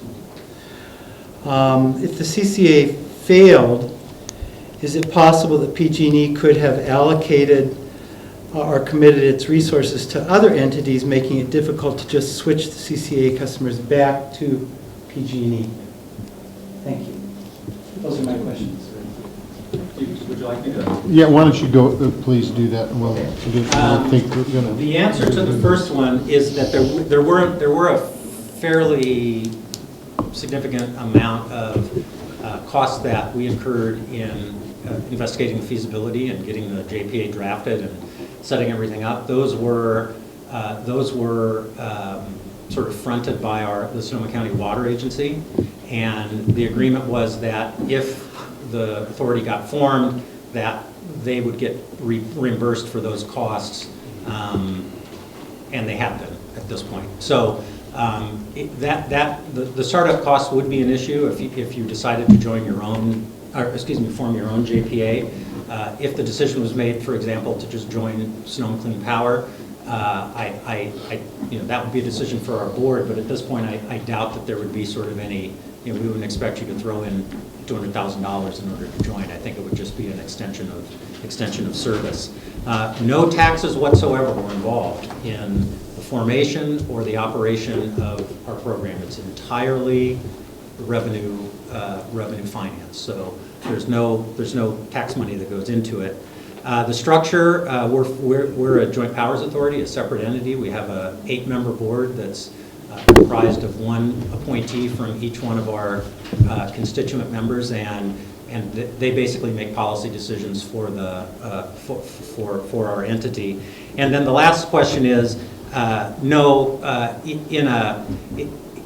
I understand the question. The question, as I understood it, is if we were to go out of business, would there be enough power there to cover customers that were our customers? And the answer is there would be, in part because if we were to go out of business, it's not as if the person supplying the power is gone. So there's always enough power coming into the short answer is there's always enough power coming into the California grid to supply customers. And we're not a large enough amount of that load that our going out of business would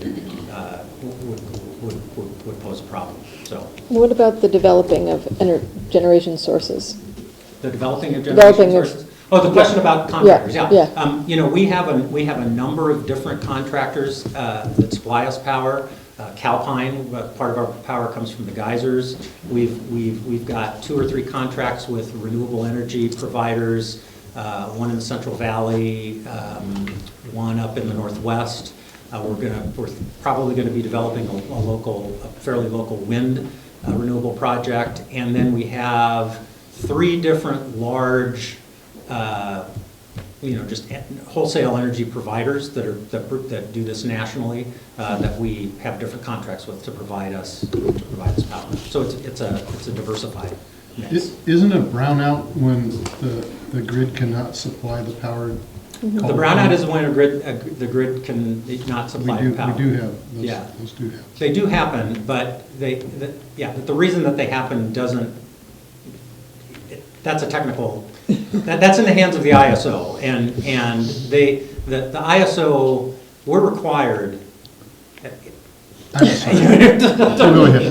could stand for the next 30 minutes. All right. Thank A you. massive computer allocating power in the different areas. Hi, once again, I'm Chief Thomas of the governments of the Vimeo Tribal Services, the federal government, federal lands for Mid-American alternative energy, which we do have is a contract with PG&E, which PG&E is the grantee to provide services on government land.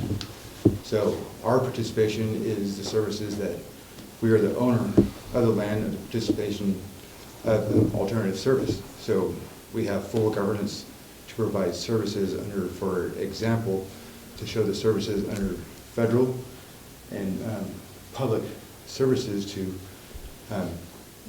we already have a contract to service the project. So there's no disagreement there.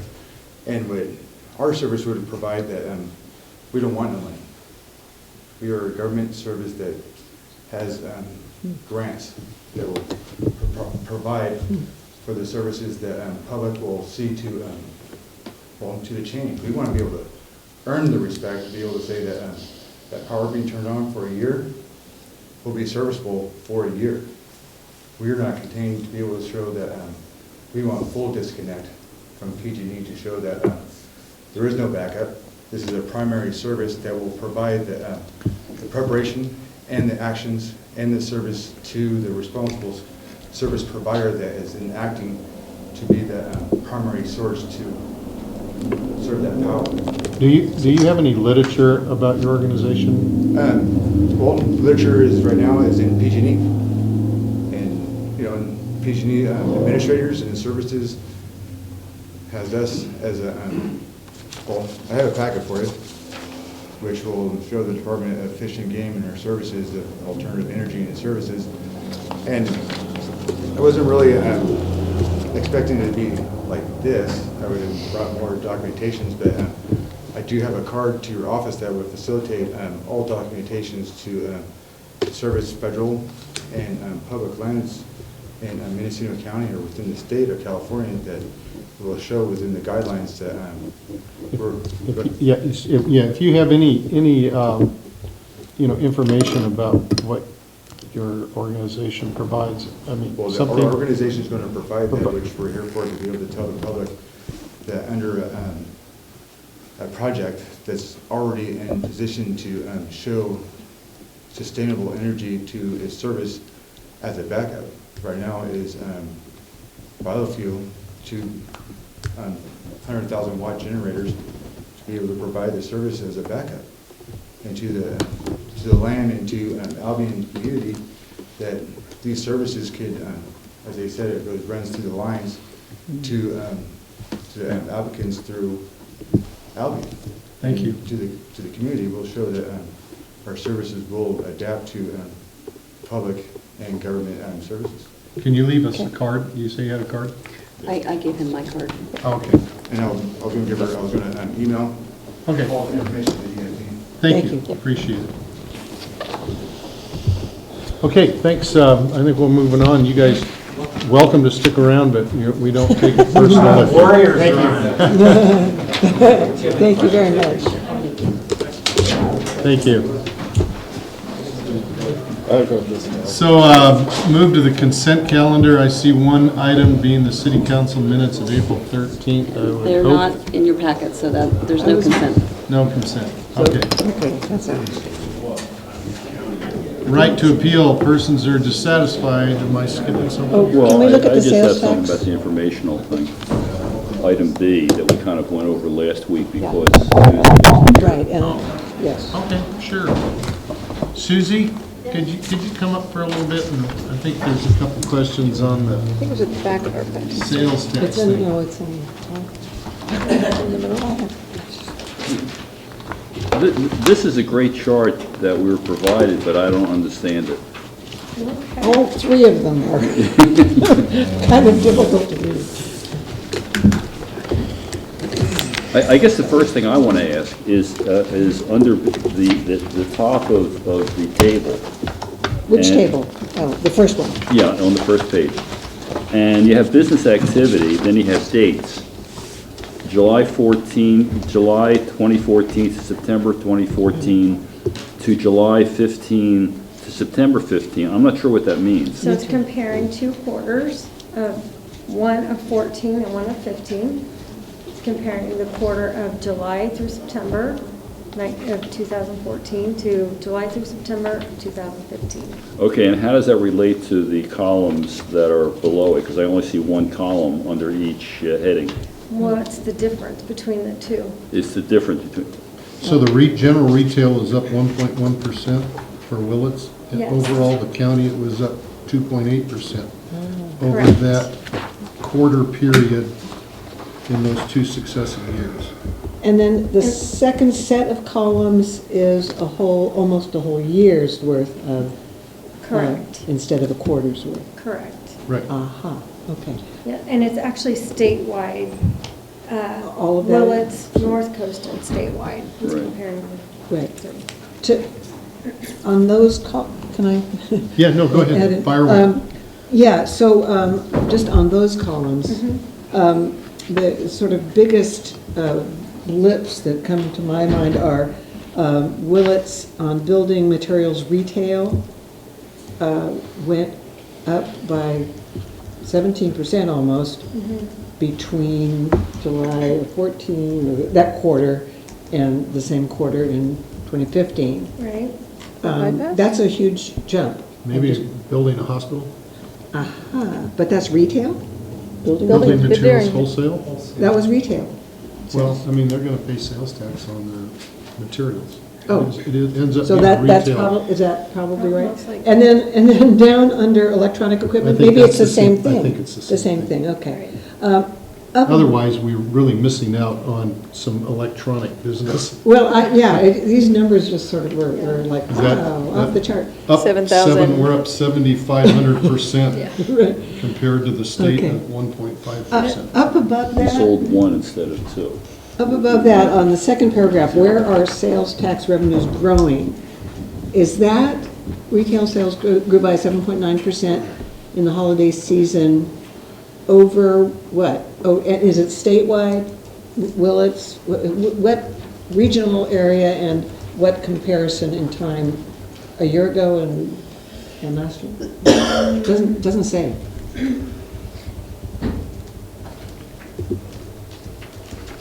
I'm not sure. I'm not sure. This comes from our sales tax. So that might just be a, I mean, it kind of tells you what you would think would be happening. Is there some surprise in that sales tax is up under the holiday season? But it says during the holiday season compared to what? Is it compared to a year ago The holiday season? non-holiday season. Or just non-holiday season? Is Or that- maybe the previous And is holiday it season. Willits or is it, anyway, I would be, I think these kinds of statistics I think it's have west, to be explained. it looks like it might be Western Region. I think that's a little news sort of blurb. It came from MasterCard Advisors, it looks like. Right, so maybe our region, which who knows where that is, but.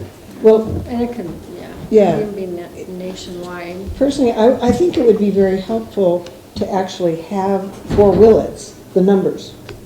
The quarter numbers compared to a year ago numbers, the annual compared, so it's not just a percent up and down, so we could actually see. And your verbiage up here, Well, just in general, having statistics that's what's below. that are specific to Willits and not just a percent. Oh, but that's confidential information, typically. It's confidential, well. I mean, I can give you percentages of numbers, but I can't tell you who. Can't tell us what stores are collecting how Well, much. not what stores, but these are aggregations by category. Well, this is a summary report. The city Yeah. gets a very comprehensive report to myself and the finance director, but this is all we can release publicly. Oh. Well, what I am driving at is I think it's going to be very important for us to be able to see what happens when the bypass opens up. And not just, across the board percent change, but by category and Well, I think so that forth. maybe the next two might do that for you on the next page. Okay, well, I have questions about those two. It's really hard to read the one on the top, but that's, I understand that one. The one on the bottom of the next page, there are, again, these wild percentages, but the explanation is, this chart is an overview of how well Willits is capturing potential sales tax based on its residents' effective buying income compared to purchasing habits in the North Coast region. So the percents are Willits compared to the North Coast region. And yet, when I see 395%, 402%, and 0%, it's, these numbers don't compute. They don't give me much information. Well, and I think that, and as a general rule, if it's 100%, you're capturing 100% of the people that live in the city of Willits. You're capturing all of the sales here. If you have 400%, you're probably getting people that are coming through 4 times, or people are buying an excessive amount in Willits. Florence and nursery. Yeah, I mean, yeah, Well, building, for instance, building supplies and that type of thing with the hospital and the bypass, it's going to be excessive right now. Okay. So it's not necessarily going to be people coming through, but it might be a project. So is 100% is the North Coast average, and then we're either up or down from that? Is that kind of? Well, it's taking the North Coast average and it's saying, okay, based on the income of the median family in that area, this is how much they spend on this, this, and this. Now, here's Willits' median, and it should be, you would think, comparable, but it isn't. If you made $50,000 a year and historically you spent $20,000 on groceries, then if everybody in your statistical area spent that same $20,000, you'd be capturing 100. Then you would be showing 100%. All right, if you spent 40,000 on it, then you'd be kept. Either you spent 40,000, or what this is telling us on gasoline sales is really off. Service stations 387%. That 4 times as much gas is being sold in Willits is being consumed here by the people that live here. Okay. Sort of. Yeah. Okay, Yeah. that is helpful. It's pretty, very they are, important for me to actually, there is understand. quite a bit of information. I'm trying to. If we can keep those things up at that Yeah. 400% level, we're Doing good. And Well, the report right above that is based on per person that lives in the city. So that kind of tells you where your money's being spent by, I guess liquor stores is not, we don't have something that qualifies as a statistical liquor store because Liquor? 'Cause we is- have Either that or we really are a dry county because it's saying 0%. Well, we have They're all one. smoking pot. We're getting I can there. think of 5 We're working on liquor that. stores on. Well, there's stores that sell There certainly things are. besides liquor and Yes, maybe liquor, there- so No, but maybe there they used to be 2 liquor stores in town that sold, that's all they sold. And I don't- Maybe they're considered retail, Well, I think this is retail. but I mean the mini marts. that Yeah, sell that's what I liquor. mean. I Yeah. don't think that they're considered. Right. That's what- So Curious. so Yes. typically, Hold on a second. Well, my request would be to have, especially going into the future, this kind of a chart that shows it over time, which above sort of does, but it's not quite comparable. But we didn't generate the chart. Well, I mean, but you I could- think we get one of these every so often. You just keep Yeah. your one and pretty soon you'll have it over time. Okay. But, and maybe I'm wrong, but Muni Services drafted this. Right. and So, we requested. I mean, you they could created it. pass on your suggestions to them for making it clearer. Okay. Will do. Susie, You know what I mean? And there is another report that comes out that has More detail. Detail, but not per capita. all right, so this thank you. information is based on sales tax revenue, but typically, wholesale operations don't charge, they pass it on to, their customer passes it on to their ultimate customer, correct? In other words, we don't get paid a sales tax revenue directly from the wholesaler. Well, Right, there's no, if the wholesaler is selling it to the end person, then we get, in the city of Willits, then we get the sales. Okay, because I'm looking at some of these things and, you know, we can sort of guess who they belong to. I mean, for example, the florist nursery, I think is typically a Sanhedrin? yeah, is typically a company that ships probably most of its product out of the city. I'm guessing, if, you know, and they wouldn't show sales tax revenue on that, I don't think, would they? On what they ship to another state or city or something like that? Not, Only if you ship to another state, in the same, if it's So in anyway, California, I you think- guys get sales taxes. I think if you really wanted to, I mean, I think you just need to use this for what it's trying to Yeah, tell you yeah. and not try and over-analyze it. It's Yeah. giving you some ideas of It's trends assumptions, or too, a spot in time of what's happened. If you want to look at it, you know, we certainly see sales tax revenues by month and by quarter. We can see, you know, what those revenues are, and we see them by type. You know, we see gas revenues, sales tax and so on. I mean, we've got other ways of looking at this information, so I think this is just trying to show you some. Well, I guess the bottom line would be, is there anything we can do with this information to improve our local economy?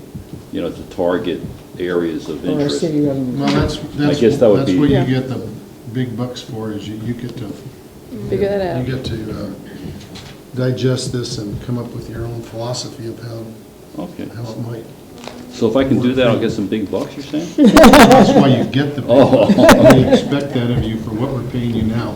and while I'm up here, Yes?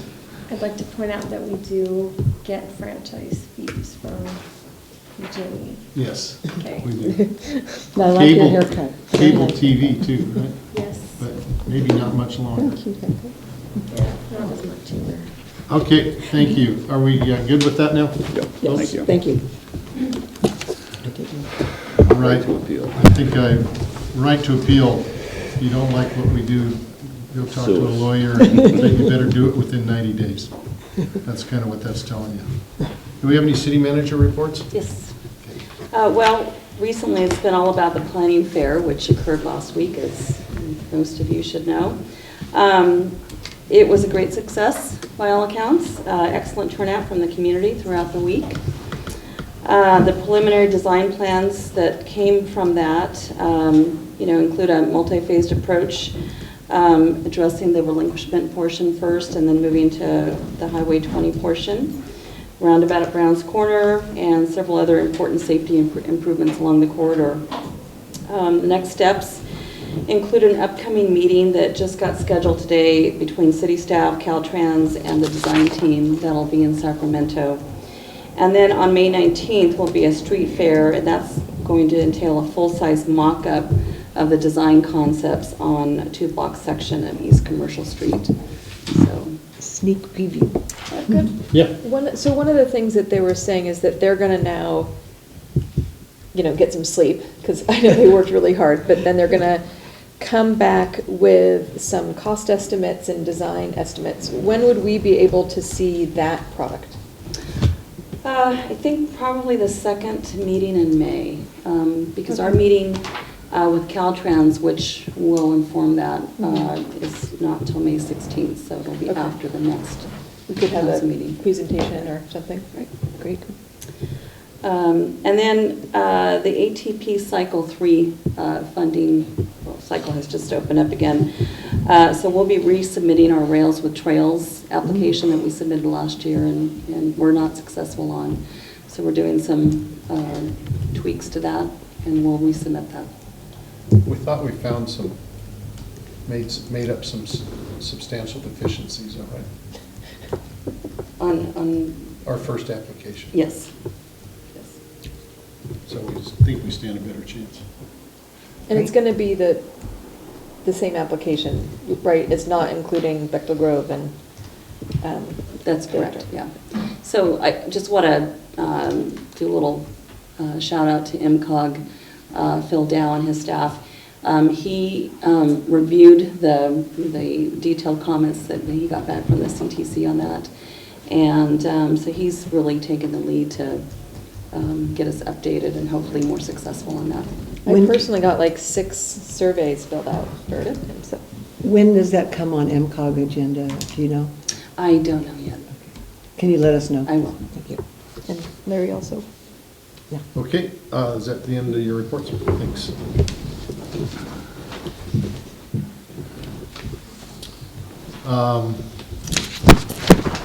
Dolores, you have anything for the good of the order? No, I do not. Okay. Susie, you done? You got some more? Just one. Okay. I just want to say, because the accounting department has been down a man, Dolores has just really stepped up. She's been covering payroll, she's been covering Kathy where she's gone. She's just been our little rover, and she's done a tremendous job, not one complaint, happy to help, and I just want to Good. Thank you, Dolores. And we'll try not to make too many Can we complex get a votes. close-up? Can we get a close-up? Little zoom. You think you can stay anonymous? Anything from the legal department? Just that I'm working with staff on code enforcement issues and hope to have some recommendations soon. Good. Great. Good. Chief? Unless you have any questions, I don't have anything. I think you're out of hot water tonight. Dusty, anything from planning, community development? Just very briefly, just take a moment to thank the community for coming out and your high participation in last week's planning fair. We're not done yet. Keep staying tuned and keep being involved. And just to kind of give you an example of why you need to be involved, you have your key city staff, obviously, working on this project. We have our professional consultants coming up from the Bay Area, traffic engineers, transportation planners, landscape architects. But don't rely on us to have all the ideas and solutions. Many of the best ideas that got incorporated into the preliminary draft, very much draft plans that are quite subject to change at this point, came from the community. So don't underestimate your ability to be a community planner, okay? And then also, I've heard some funny rumors about what's going on with the Main Street designs and some not so funny ones. I'm upstairs, right above this room. If you're hearing things that are concerning to you, or you wake up in the middle of the night and you have a brilliant idea, please come talk to me. The more conversations we have, the more we think about this, the better product that we're going to come out of this. And it's not just our Main Street. We're probably shaping what Main Street's going to look like for our grandkids and whatnot. So again, thank you for that support, and keep up the good work. Thank you, Dusty. John, do you have anything for us this evening? Just a little, I wanted to let everybody know that we're putting a volunteer cleanup effort, a spring cleaning for creek banks. We have quite a problem on Hale Creek, a little bit of a problem on Bechtel Creek, much less of a problem on Broadus Creek.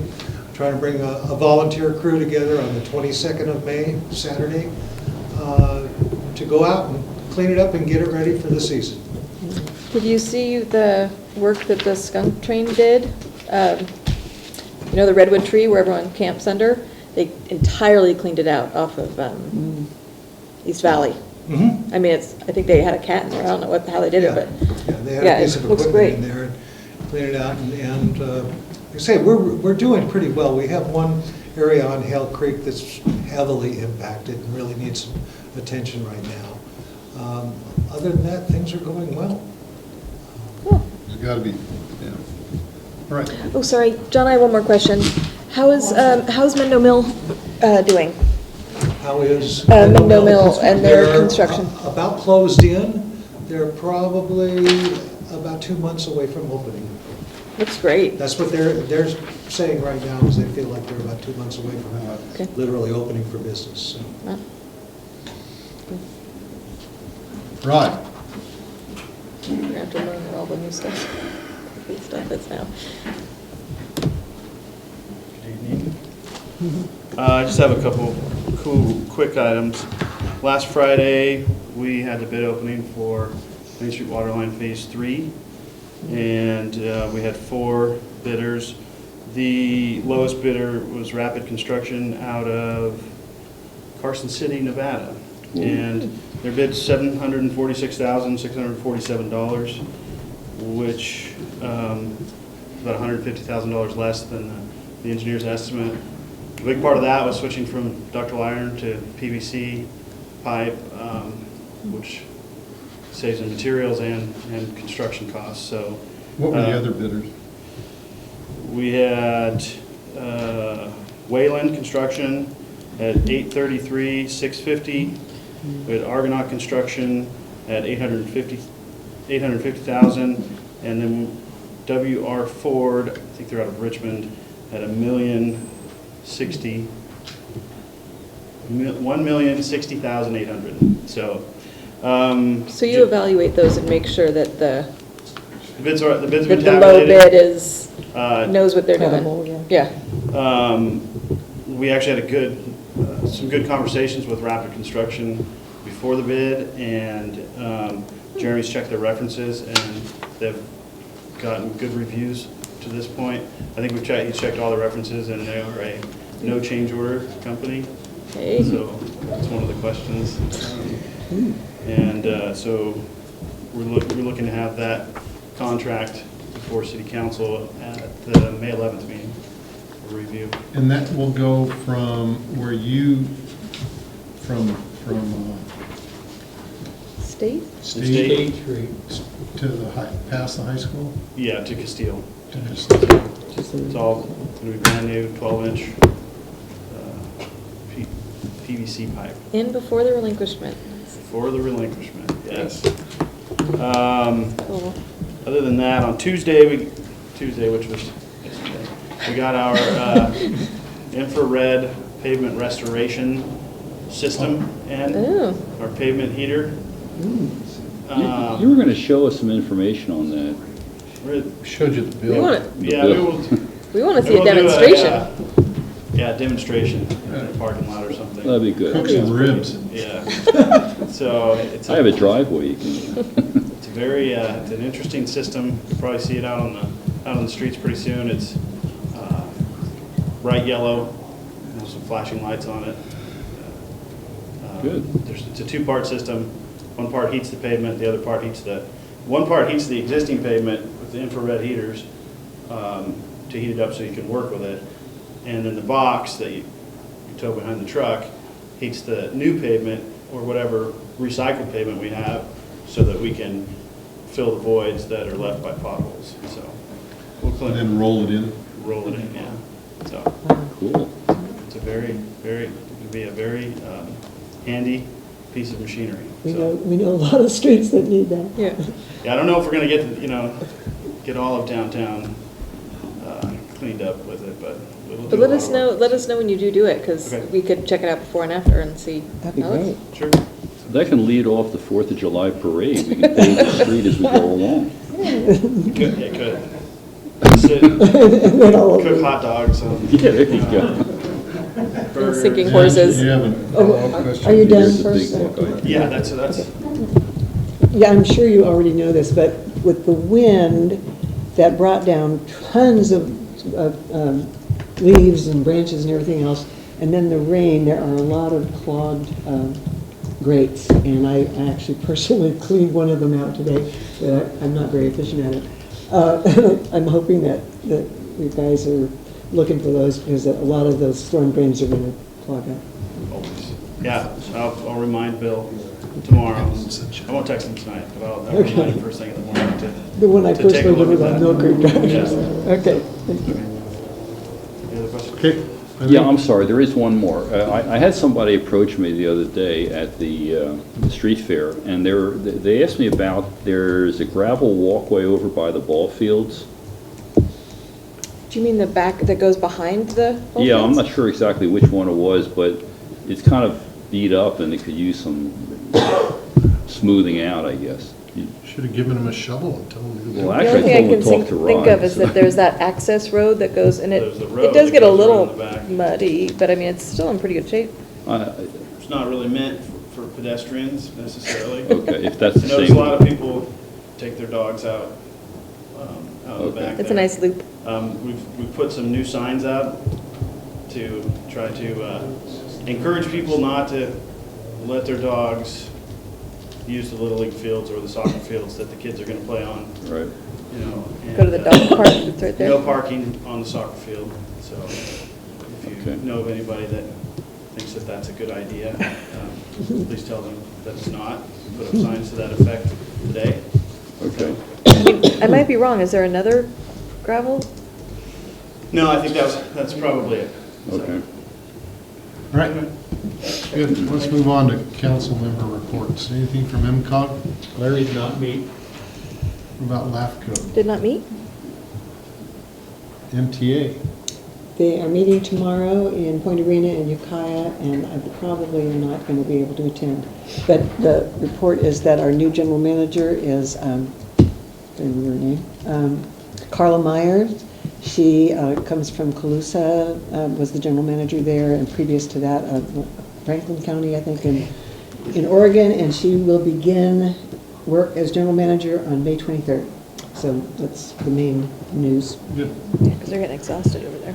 Yeah, it's really exhausting. Anything from the league? MSWA? M-Swan? I'll get there. Sorry, league. Humor my dyslexia here. Okay.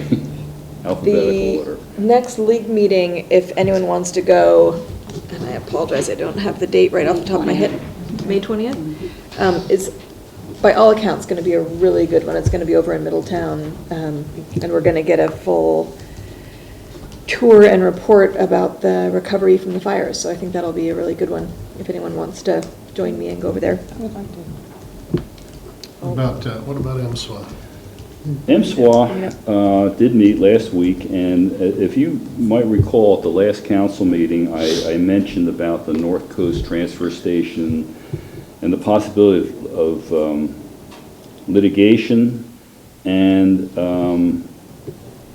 I also pointed out at the time that it was really a project with the county and the city of Fort Bragg, and it really didn't directly involve MSWA, except for a $100,000 loan for the EIR. And the question was asked, who did the loan go to, and what's the status of it? Well, what I found out was the loan was made available to the JPA, and it was only put on the books in case it was needed, and it has not been needed. So the $100,000, even though it's in the MSWA budget, it has not been spent.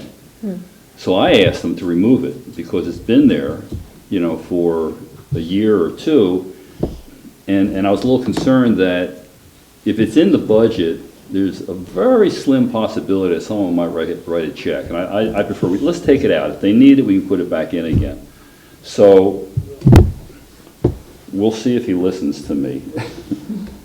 Which leads me to another thing, that this conversation, well, Jerry Ward was there from Solid Waste of Willits, and he raised some questions about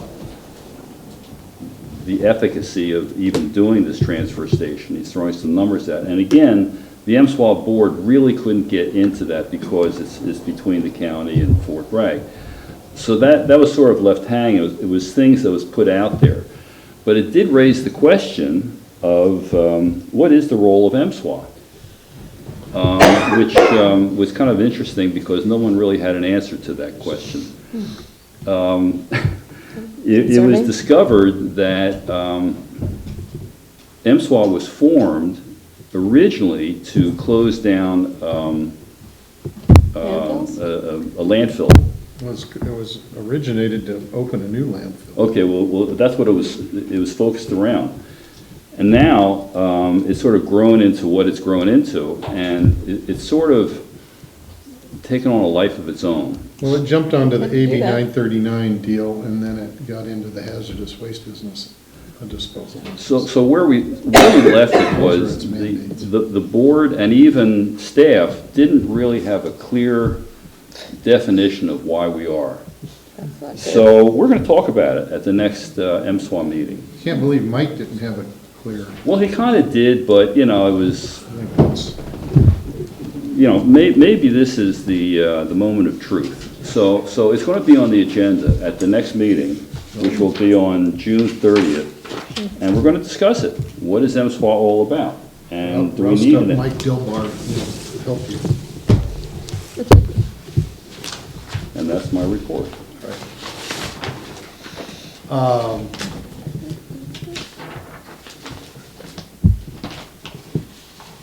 Water and wastewater did not meet. Revite Ed, we have a little discussion on prioritization of some future issues for Revite Ed to consider, right? Right, and an update on the Warriors score. We're up by 20 in the second quarter. Oh, thank you. Welcome. Appreciate that. What was that? Warriors up by 20. Second quarter.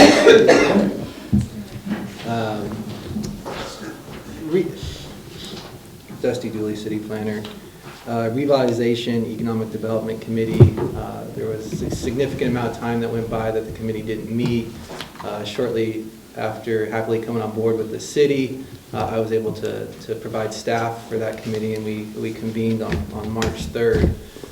There wasn't quite sure where things had been left off, and so made the call to go ahead and spend that first meeting developing ideas that we'd like to focus on.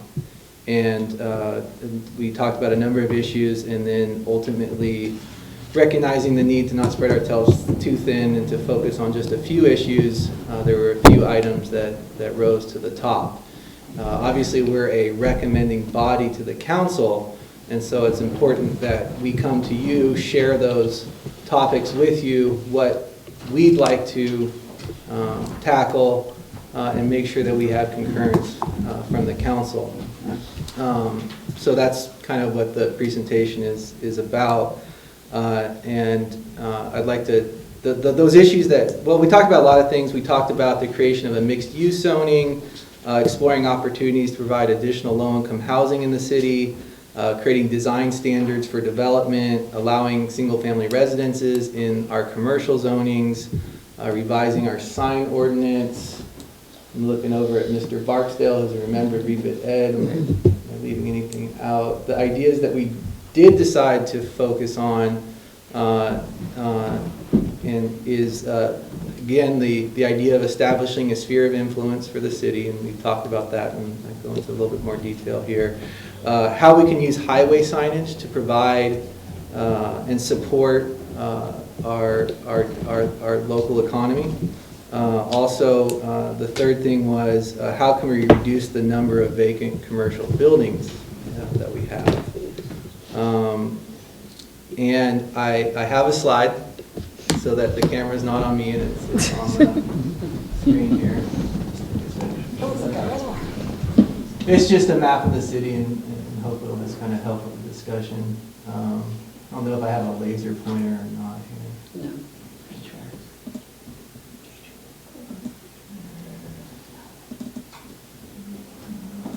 We discussed in enterprise zones the mechanism for focusing development.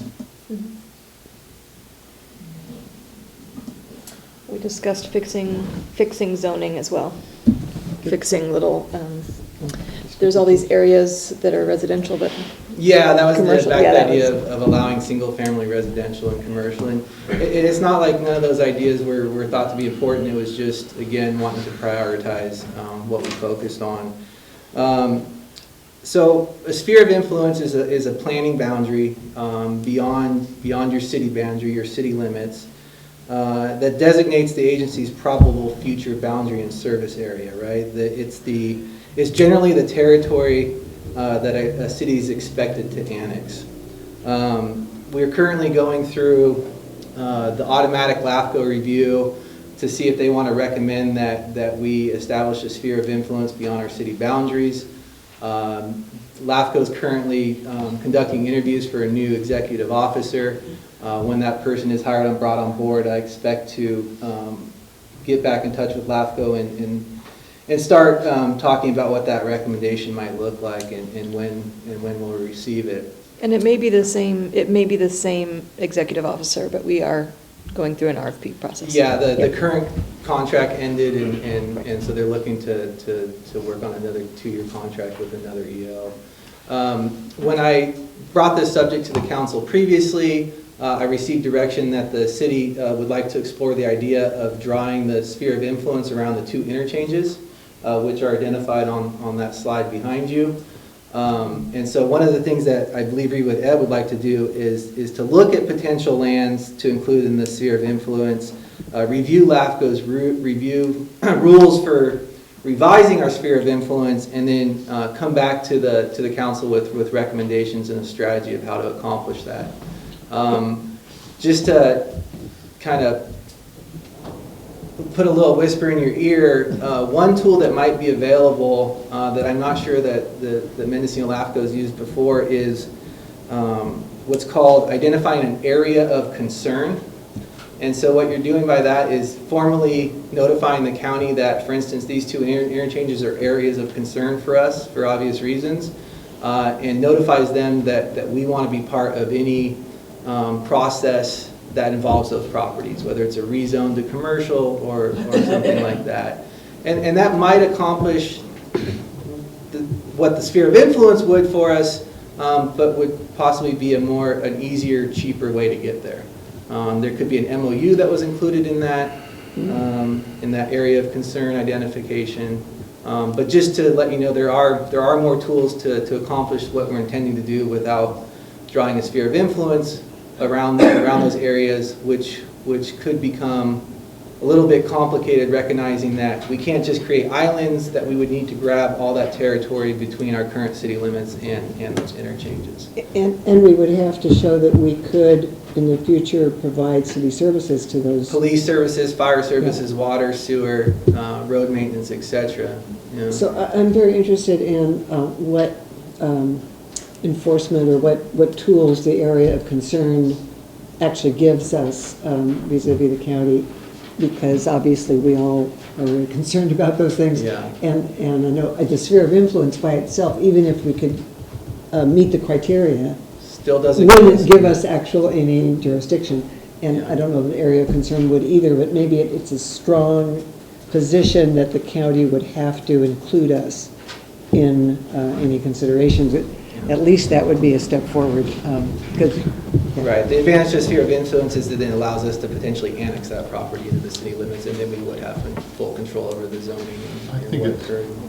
We've talked about this several times before. It's really about bringing into the table on a revenue sharing agreement on sales tax, even if it isn't annexed. Larry? Isn't that, which would be called the north end, isn't the wetlands pretty much eliminate anything happening there? Yes, I Only to the east, not to the west? Does to the east, west of 101 is, So it doesn't do it for both sides, just the one side, just the east side? Yeah, I believe our mayor's correct in that the wetlands are delineated on the east side of the highway and that the they're. old highway, the old highway. Yeah. Okay. East all of the right. old road, so like Quail, Quail, Yeah. yeah, Quail Meadows. Well, Quail Meadows is a little part. See, I always thought that that was pretty much taken care of. And we don't want to get into this whole conversation now, but I have also heard that you can, in your sphere of influence, dedicate areas as open space, in which case you wouldn't have to provide services to those areas. So again, it's talking about these different ideas, the strategies, the potential for development, these interchanges, pre-zoning, if we were to draw a sphere of influence around them. So what I envision Reva Ed doing for the council is exploring all these options and coming back to you and sharing you know, what the different potential options are as we try to make sure that. And the road that comes back in from the interchange is a county road, right? It will be, It's no yes. longer, it's no longer will be. They're relinquishing that to state, the yeah. county. At the north end. And they've got to Right. leave that in a state of good repair as well. South end is still Highway 20, so. And I believe you can see that stretch Yeah. of road in white there outside the Coming from the city limits. interchange on the north end back into the city limits is Will be county, is a county Will become road. county. Okay. Yes. Thank you. So, are you Well, through? I think we need to focus this discussion on the prioritization of the Yeah, revival. well, I don't want to, that we can Right, I talk think about this. Ron Well, that's where I'm going. I want to go to one of the other items that you mentioned, if I can see my notes. You had three things listed, and thank you, and one of them was the abatement of vacant commercial buildings. And that was the one that attracted my eye. And also, I know that historically, that's been a kind of a no-fly zone for this council for a number of years. I mean, because basically, what we could be talking about is condemnation and eminent domain things, which several years ago, I don't remember exactly when, the city lost that ability. We gave that away for eminent domain.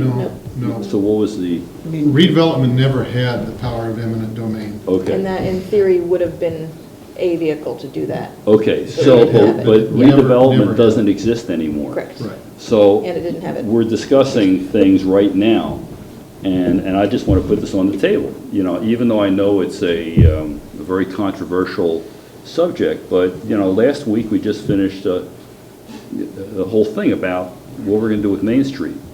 And there's no question, everybody is intimately aware of the fact that when you go down Main Street, there are some holes and glaring things that stare at us every day that need to be dealt with.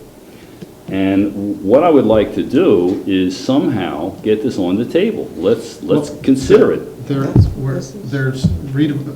Revive Ed is asking for our consent to make one of their priorities of investigation as an advisory body to the city council, to look at, they prioritize these three things in no particular manner, as far as I can tell, but that, you know, I don't think that they're looking at eminent domain. I think they may be looking at other tools that, but I hope they are, so It might be appropriate for me to do a report on our last meeting. Let me finish my comments first. I mean, I'm not necessarily naming names or anything like that. All I'm saying is that I think this is definitely something that we need to discuss, especially in light of the Main Street project. And where it goes is where it goes. I have no idea. But I think we need to put everything on the table. So you're in support of these? I am. These deals. I am. And I'm prepared to talk a little bit about some of the talking points that we've had so far on the vacant commercial buildings. Okay, because we did have, so we, And there's many more ideas in. and yeah, ahead of this meeting, we did meet, Revive Ed did meet, and we had a relatively thriving conversation on this particular topic. You're both right. Bruce is right in that there is a bunch of other strategies that we're looking at for vacancy abatement. But the eminent domain thing was brought up by probably half or more than half of our committee members and easily the majority of the public in attendance at that meeting. Yeah, it was, I don't know if I was surprised, but I was taken back by people's voices that day. And you could tell folks were fed up with some of the longstanding vacant buildings that we have in our community. And I'm not saying that necessarily that eminent domain is the way to go. I mean, that's a name that I know. I don't know what all is involved. All I'm saying is that I'm looking at this as an opportunity to take our city back, essentially, and go for it. Great. Well, find some money. So we have a number of vacant community commercial properties throughout Willits, and while temporary vacancies are a normal part of any city, it's the long-term chronic vacant properties that Revidet is concerned with. They make the commercial district look like it's in decline. It creates the appearance of an unsafe area potentially. It can diminish property values. We heard from businesses that really were not happy about having vacant and kept businesses next to them. It can become a public hazard if it's neglected. I'll not use an example in our community, but the Palace Hotel in Ukiah, that's been a major issue for Ukiah.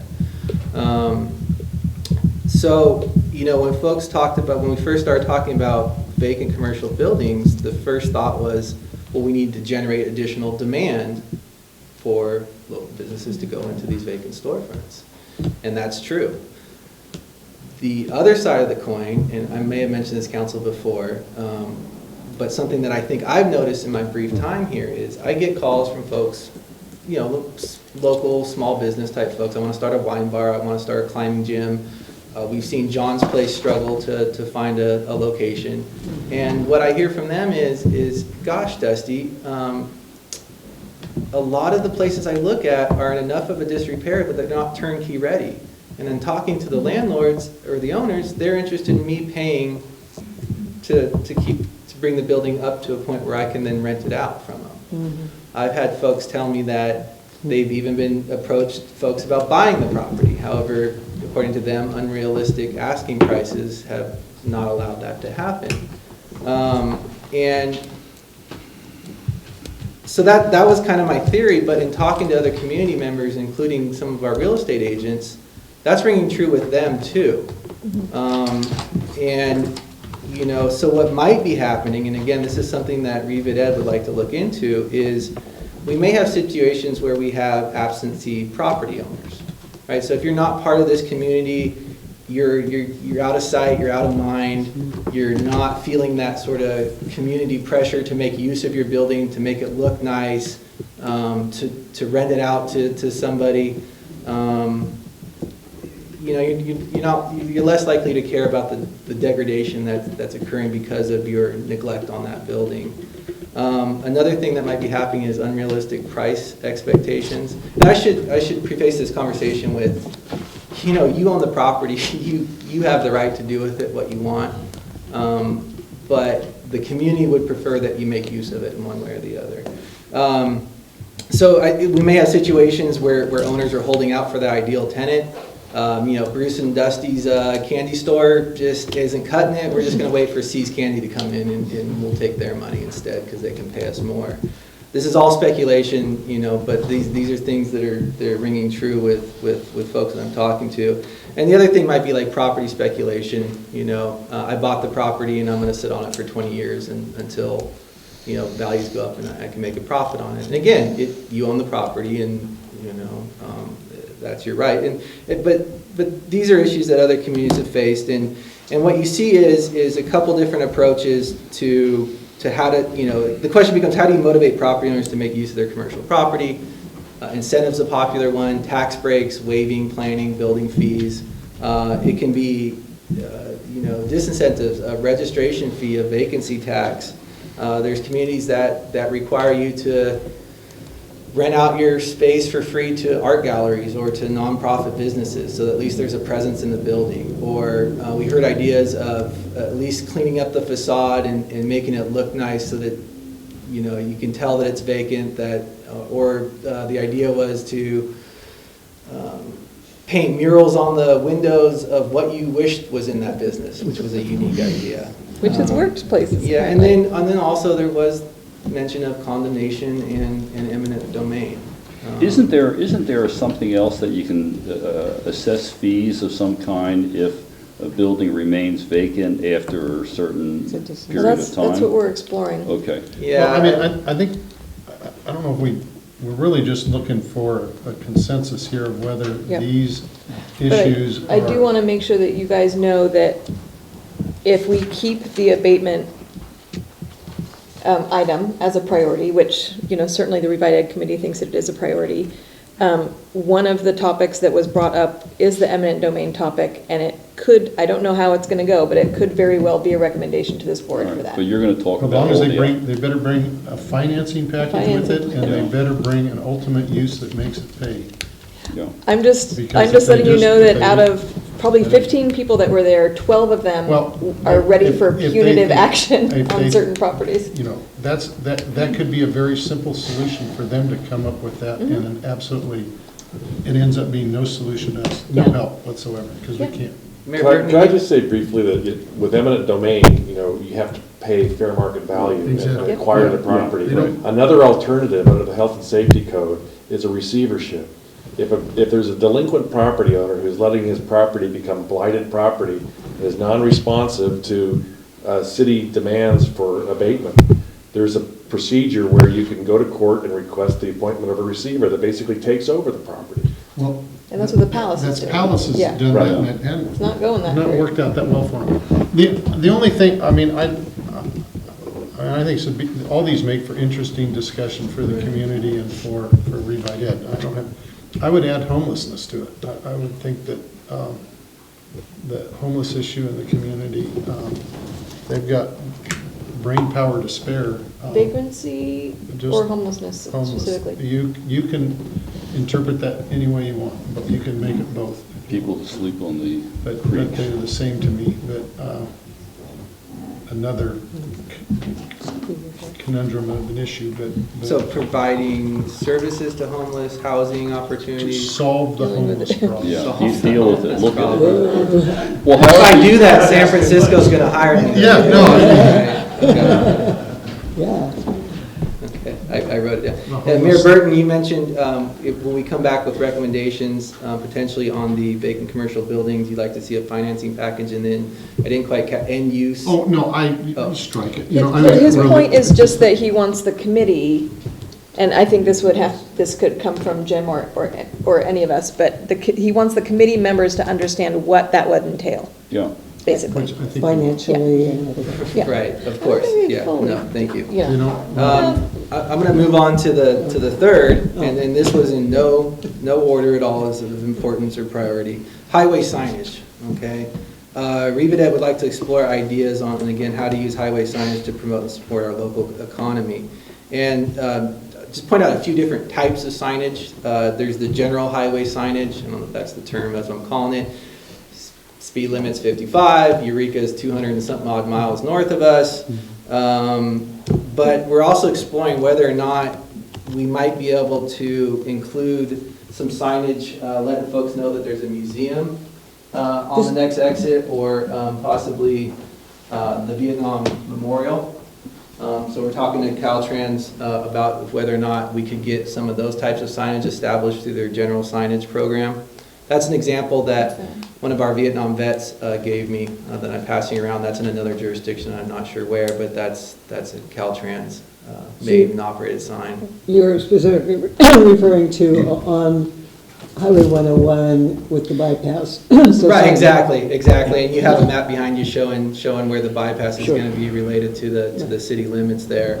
There's also an opportunity to establish what's called a gateway monument sign.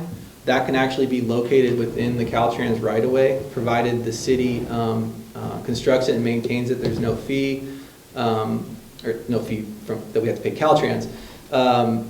And, you know, that, a gateway sign is simply that. City of Willits, gateway of the Redwoods. It can't include Chamber of Commerce. It can't, you know. No flowers. You have to pay or- for that. No Yeah, it's flowers, talking pretty about events. straightforward. 'Cause we have 3 of them right now. The ones in town, yeah. Yeah. One at each end and one on 120. Right. Then the Well, other one are. Before you go off of signs, I mean, maybe Yeah. another, and it sounds like you got the whole world that we're piling on you, but if you're talking about signs, maybe you should also consider signs inside the city limits to point out where all the features are. Yeah, and that was thank you for that comment. That was a point of much discussion during our planning fair, talking about wayfair signing to, again, get off a little bit topic, but, you know, I like talking about this stuff. You know, you might come to Safeway and the gas station, and you have no idea that downtown's Yeah. 2 blocks ahead. Or you might be in downtown, and you have no idea that down Commercial Street is a fabulous park, a dog park, a museum, Roots of Power, Exactly. Memorial, etc.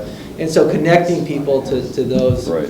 It could be, features it could through be a street signage. map, it could be a list of everything that's this way and that's that way. You know, that whole thing, it's done all over the place. Right. That is a big component of the Main Street planning. Okay, effort. good. It's a balance, you know, I mean, Tom Woodhouse came in here one night and challenged us to guess how many signs there are between Commercial He wants to Street get rid and of signs, yeah.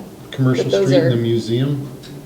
And it was like 75 signs. Those are like the don't park here. Literally. Yeah, There's yeah. literally every sign, but, Yeah. and I never checked There's a that lot. out. I never checked that out. to tell you the truth. You could've just But I mixed it up. suspected he was probably true. So we gotta make sure they stick out then, okay. The other opportunity, and again, we're talking highway signage, so yes, 101, is your outdoor advertising displays, your billboards, okay? And if the billboard's gonna be, and we're thinking about billboards for promoting, you know, the city of Willits. So, you know, our downtown, our, you know, and our Frontier museums, et Days, cetera. yeah, Yeah, it's a Frontier very Days. civic natured sign. You know, we'd like to work with the Chamber of Commerce, you know, as to, you know, to get the funding to pay for them and whatnot. But just to quickly talk about the rules, you're required to get an outdoor advertising permit from Caltrans if the sign is visible from the highway. Cannot be located in the right-of-way. Ideally, we would probably like to locate them on either side of the city limits or the interchanges. That would be county jurisdiction land. Their rules say that you can only put those in lands that are zoned commercial or industrial, which kind of limits our opportunities. There is some commercial property at the top of the grade. There is some industrial property, I don't know if it's a half mile north of town. Billboards all wrenching north of town. But if we You had know, so something in this we'd like to sewer look at plant, we would opportunities have to establish new billboards or maybe take over existing billboards.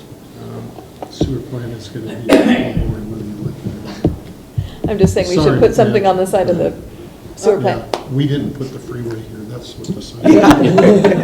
Sorry for this. So I would, are you done, Dusty, or, yeah, okay, not that you couldn't elaborate, but No, I I'm think good, these are thanks. appropriate priorities. I also agree with the mayor that homelessness is a big problem, but I think that the 3 that you've outlined are probably in time urgency, higher priority, That's and you why we can't picked do them. everything all at the same time. So I'd like to support keeping these 3. And then some of the other things that you could put on your plate after you got these would also be some potential regulation or restrictions of big box and formula stores so that we continue to have more of a local business emphasis and keep the scale of what happens in Willits compatible with us and try not to become another highway strip. So, but I think for right now, I support these priorities. Yeah. Larry, how you feel about them? I agree. I think that there are a couple of things that really need to be done. And when you drive downtown, the vacant buildings are a real are a real eyesore to people that are driving through the community. I mean, they wonder whether, the economy is going, and it is. You try to rent a place downtown, and it's very, very difficult to come up with a spot. Put your business if you want to Yeah, put a even though there's business. vacant places, And it's crazy. there are certain parcels that nobody will rent. I mean, that's just all there is to it, and we need to come up with a solution to some of these things. I look forward to pragmatic solutions that you're going to come up with. Recommendations. Well, I think there seems to be consensus here that what they've come up with are all worthwhile projects. Shall I make a motion to adopt this? I don't know. This is a recommended action. Does it have a recommended action? Then make the motion, and then we'll see if there's any public comments. I so move. If I knew this would take this long, I would have taken. Oh, and then we should ask if there's anybody. Well, we get a motion in a second. I I'll don't know second. whether we have anything to. So that was Madge and Okay. Holly. Anybody like to address this issue before we vote on it? I think you can see which way it's going. Thank you. We'll have a roll call vote. Councilmember Stransky? Yes. Strong? Yes. Madrigal? Yes. Ornstein? Yes. Mayor Burton? Yes. And I would like to thank the Revite Ed Committee for bringing this back as a proposal for their time. I think it shows good respect of the city council and its obligations, and for them to kind of bring forth their ideas before they took off on their own. John was a wise choice. I appreciate it. So you're going to have all the answers at the next meeting? Or a couple days before, yeah. Okay. Let's Are you gonna- let's see you if could we probably can get through it. We got. Break before closed session, though. I'm going to continue on through. I think we might still have some time here, but Finance Committee did not meet, and the ad hoc committees, we can no longer need to put the marijuana regulation review committee. That was an ad hoc committee that brought back a recommendation. So when will we Jim do says anything on that? he'll be bringing back his code enforcement issue soon. That was my, I inadvertently left that on the agenda after you had disbanded it. My apologies. So the JPA feasibility study for wastewater has not met. I think we've passed that to Brook Trails to schedule the next meeting. And It's very important, so they're not. I think we've spent enough time talking about relinquishment tonight. EDFC We did not meet this month. and NCRA. They met and I did not go. Okay. So our last item of business, it seems to be a consideration of letter of support for SB 1288, local options for elections. Man, this was your Did other council members receive either the material that was passed out 2 weeks ago by Don Brown? I think Kathy emailed it to us. Did you? Okay, and then also there was a adopted letter from the county of Mendocino in support of Senate Bill 1288. I don't know if you got that or not. They were emailed to us, but I it's a didn't- little more explanatory than what was in the original packet. But the point of all this is that SB 1288 is totally optional, but it gives general law counties and cities the possibility, the option to set up things like instant runoff voting.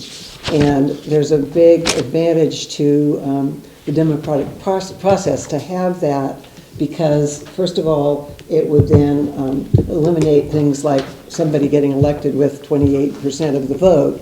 If you have a bunch of candidates running and the first vote getter, the top vote getter simply gets elected, they can get elected with a very, minimal support from the actual percentage of voters. And on the other hand, if you have a system where the top two have to go into a runoff election, then you have the expense of the runoff election. And what's really very democratic about instant runoff voting, and there's several ways that can be structured, is that you get to vote for your first choice, And then if that first choice person is clearly at the bottom of the pile and is not going to get elected, you can specify your second choice or your third choice. So people can, it really helps for candidates who have a lot of backing but are competing against 3 or 4 people who have the same constituents or the same support groups, so that they don't end up dividing all of their votes and none of those people get elected. It's really, I think, a very democratic way to do elections, and it saves cities and counties the expense of having runoff elections, not to mention the candidates running themselves ragged trying to run 2 elections in 1 year, which, you know, people who've done that know all So the that. first step would be whether or not this would pass. So, yeah, this would just be to This would urge just be the saying- legislature to adopt this, which enables general law counties and cities to look into it. Right now, they don't even have that option. So we're under no obligation to use that option, but it would be available to us if this passes and gets signed by the governor. I was trying. Excuse me, go ahead. Go ahead, Larry. This is for the charter city? No, this would be enabling general law cities and counties. So whether or not the charter county thing passes, this would still be enable us as a city, and if the county wanted to do it. Right now, general law counties and cities do not have this option, but cities and counties that are under charters do, and several of them use instant runoff voting and have been very successful with it. So right now, we do not have that option. It would not apply to city council elections, as I understand it. Well, it could. If we had, 5 or 6 or 7 people competing, instead of just the top 2 getting immediately elected, or the top 3, depending on how many vacancies there are, it could allow people who were down in the 4th or 5th rank to say, well, yeah, but my second choice was so-and-so. So it could affect even city councils if we decide to do it. I spent some time trying to read Leno's bill last night, and I just think it sounds, it's complicated. I think we barely have enough people interested in voting the way things are right now, and I think we can kind of understand it. And You don't have to do it. well, I understand that, but I just think that this is, it's complicated. You read it, and part of it says, okay, once you get there, then you've got to institute this training program so people understand, you vote, number 1, but number 3. I don't know. It's not. It complicates voting, and I think that I read it, and I know I'm not the smartest apple in the bunch, but I didn't come out of it with a clear thing. And to be truthful, I mean, further, I think that if someone's going to bring something like this forward, you don't just bring up the reasons that you're for it. If you're fair about it, you bring up the opposition's argument to it. This has been proposed multiple times in the legislature, has not passed. They passed it, but the Governor Schwarzenegger didn't sign it. vetoed, but it passed the legislature. So, I think that there is opposition to it. And you may not like the opposition, but in fairness to the topic, I think you need to share what is the opposition so that, because, I mean, you're only, to me, you're only trying to, you're just trying to sell one side of the issue, and it looked to me, number one, that I thought it's just too complicated. Well, I had some trouble getting my head wrapped around the thing as well. And where I got hung up was if you vote for your first, second, and maybe third choice. And mathematically, I couldn't put my finger on it, but it seemed like under that scenario, if the number 1 choice doesn't make it, your number 2 choice might not make it either. Your number 3 choice might make it. How the numbers work out. And it seems like if you like the number 3 choice so much, you should have voted for him for number 1. You see, and I mean, it just seems very convoluted And it opens up the possibilities for electing people who really are not very popular, but because, like throwaway votes, I think. The runoff election, even though there is an extra cost for the election, that's pretty straightforward. I mean, here's the two top vote getters. Neither one of them has 50% maybe or whatever, but now those two can face off and, the winner will take all. So it seems to me that that's a lot cleaner. I don't know how much money do we talk about to run an election? I think it's significant. It's not. 5,000? Especially at the county level. I think. I'm guessing that's probably why the. But the point is, I mean, supports it. we're not talking about breaking the bank, and it just seems to maintain that ability to really vote for who you want to vote for, not your third choice. I'm used to losing it when I vote. I've gotten used to it a long time ago. I mean, This doesn't guarantee candidate that doesn't win. I'm And I think we get that. It doesn't guarantee that the first, second, or third choice would win either. Right, and as someone who has participated in 2 runoff elections, so two elections where it's this exhaustive, 12-month process, I support it, but I can sort of see how the council's going. I'm not invested in it, but if Bruce? I would personally be willing to encourage my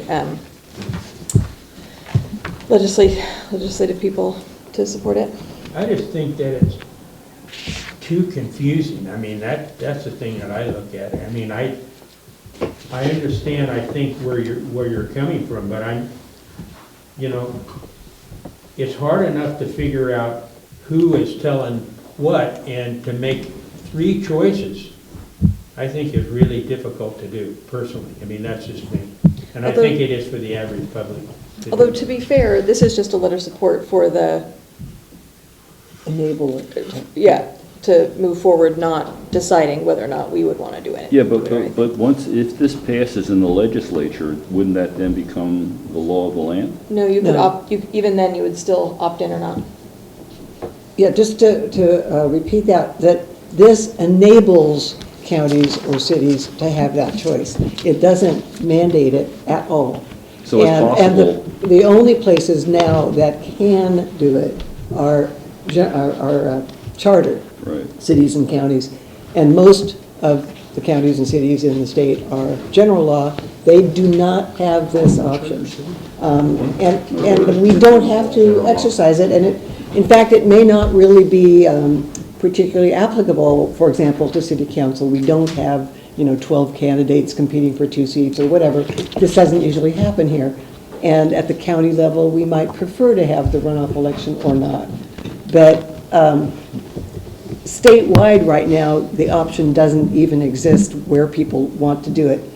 And the one other thing I would point out is that in those charter cities and counties, many of them have instituted instant runoff voting, and they have done the troubleshooting and figured out how to do it in a way that works, and there are some options for that.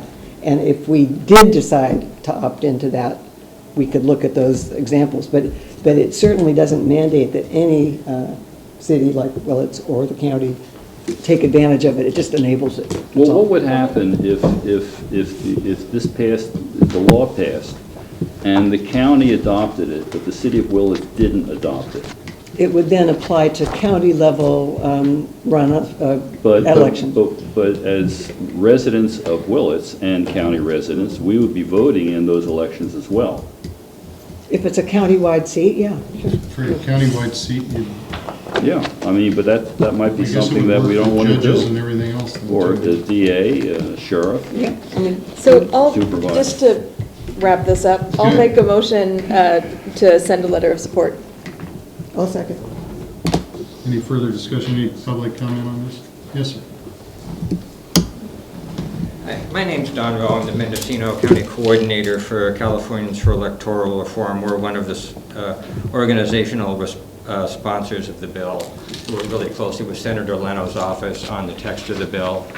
And basically, I just, first of all, want to thank the council for getting this on the agenda so quickly. I really appreciate the fast responses. It will help move things along.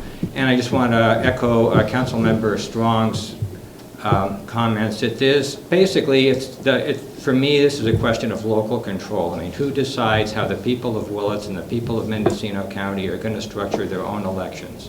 And right now, Sacramento gives us a very short list of options, both for city council elections, electing supervisors, school boards, whatever.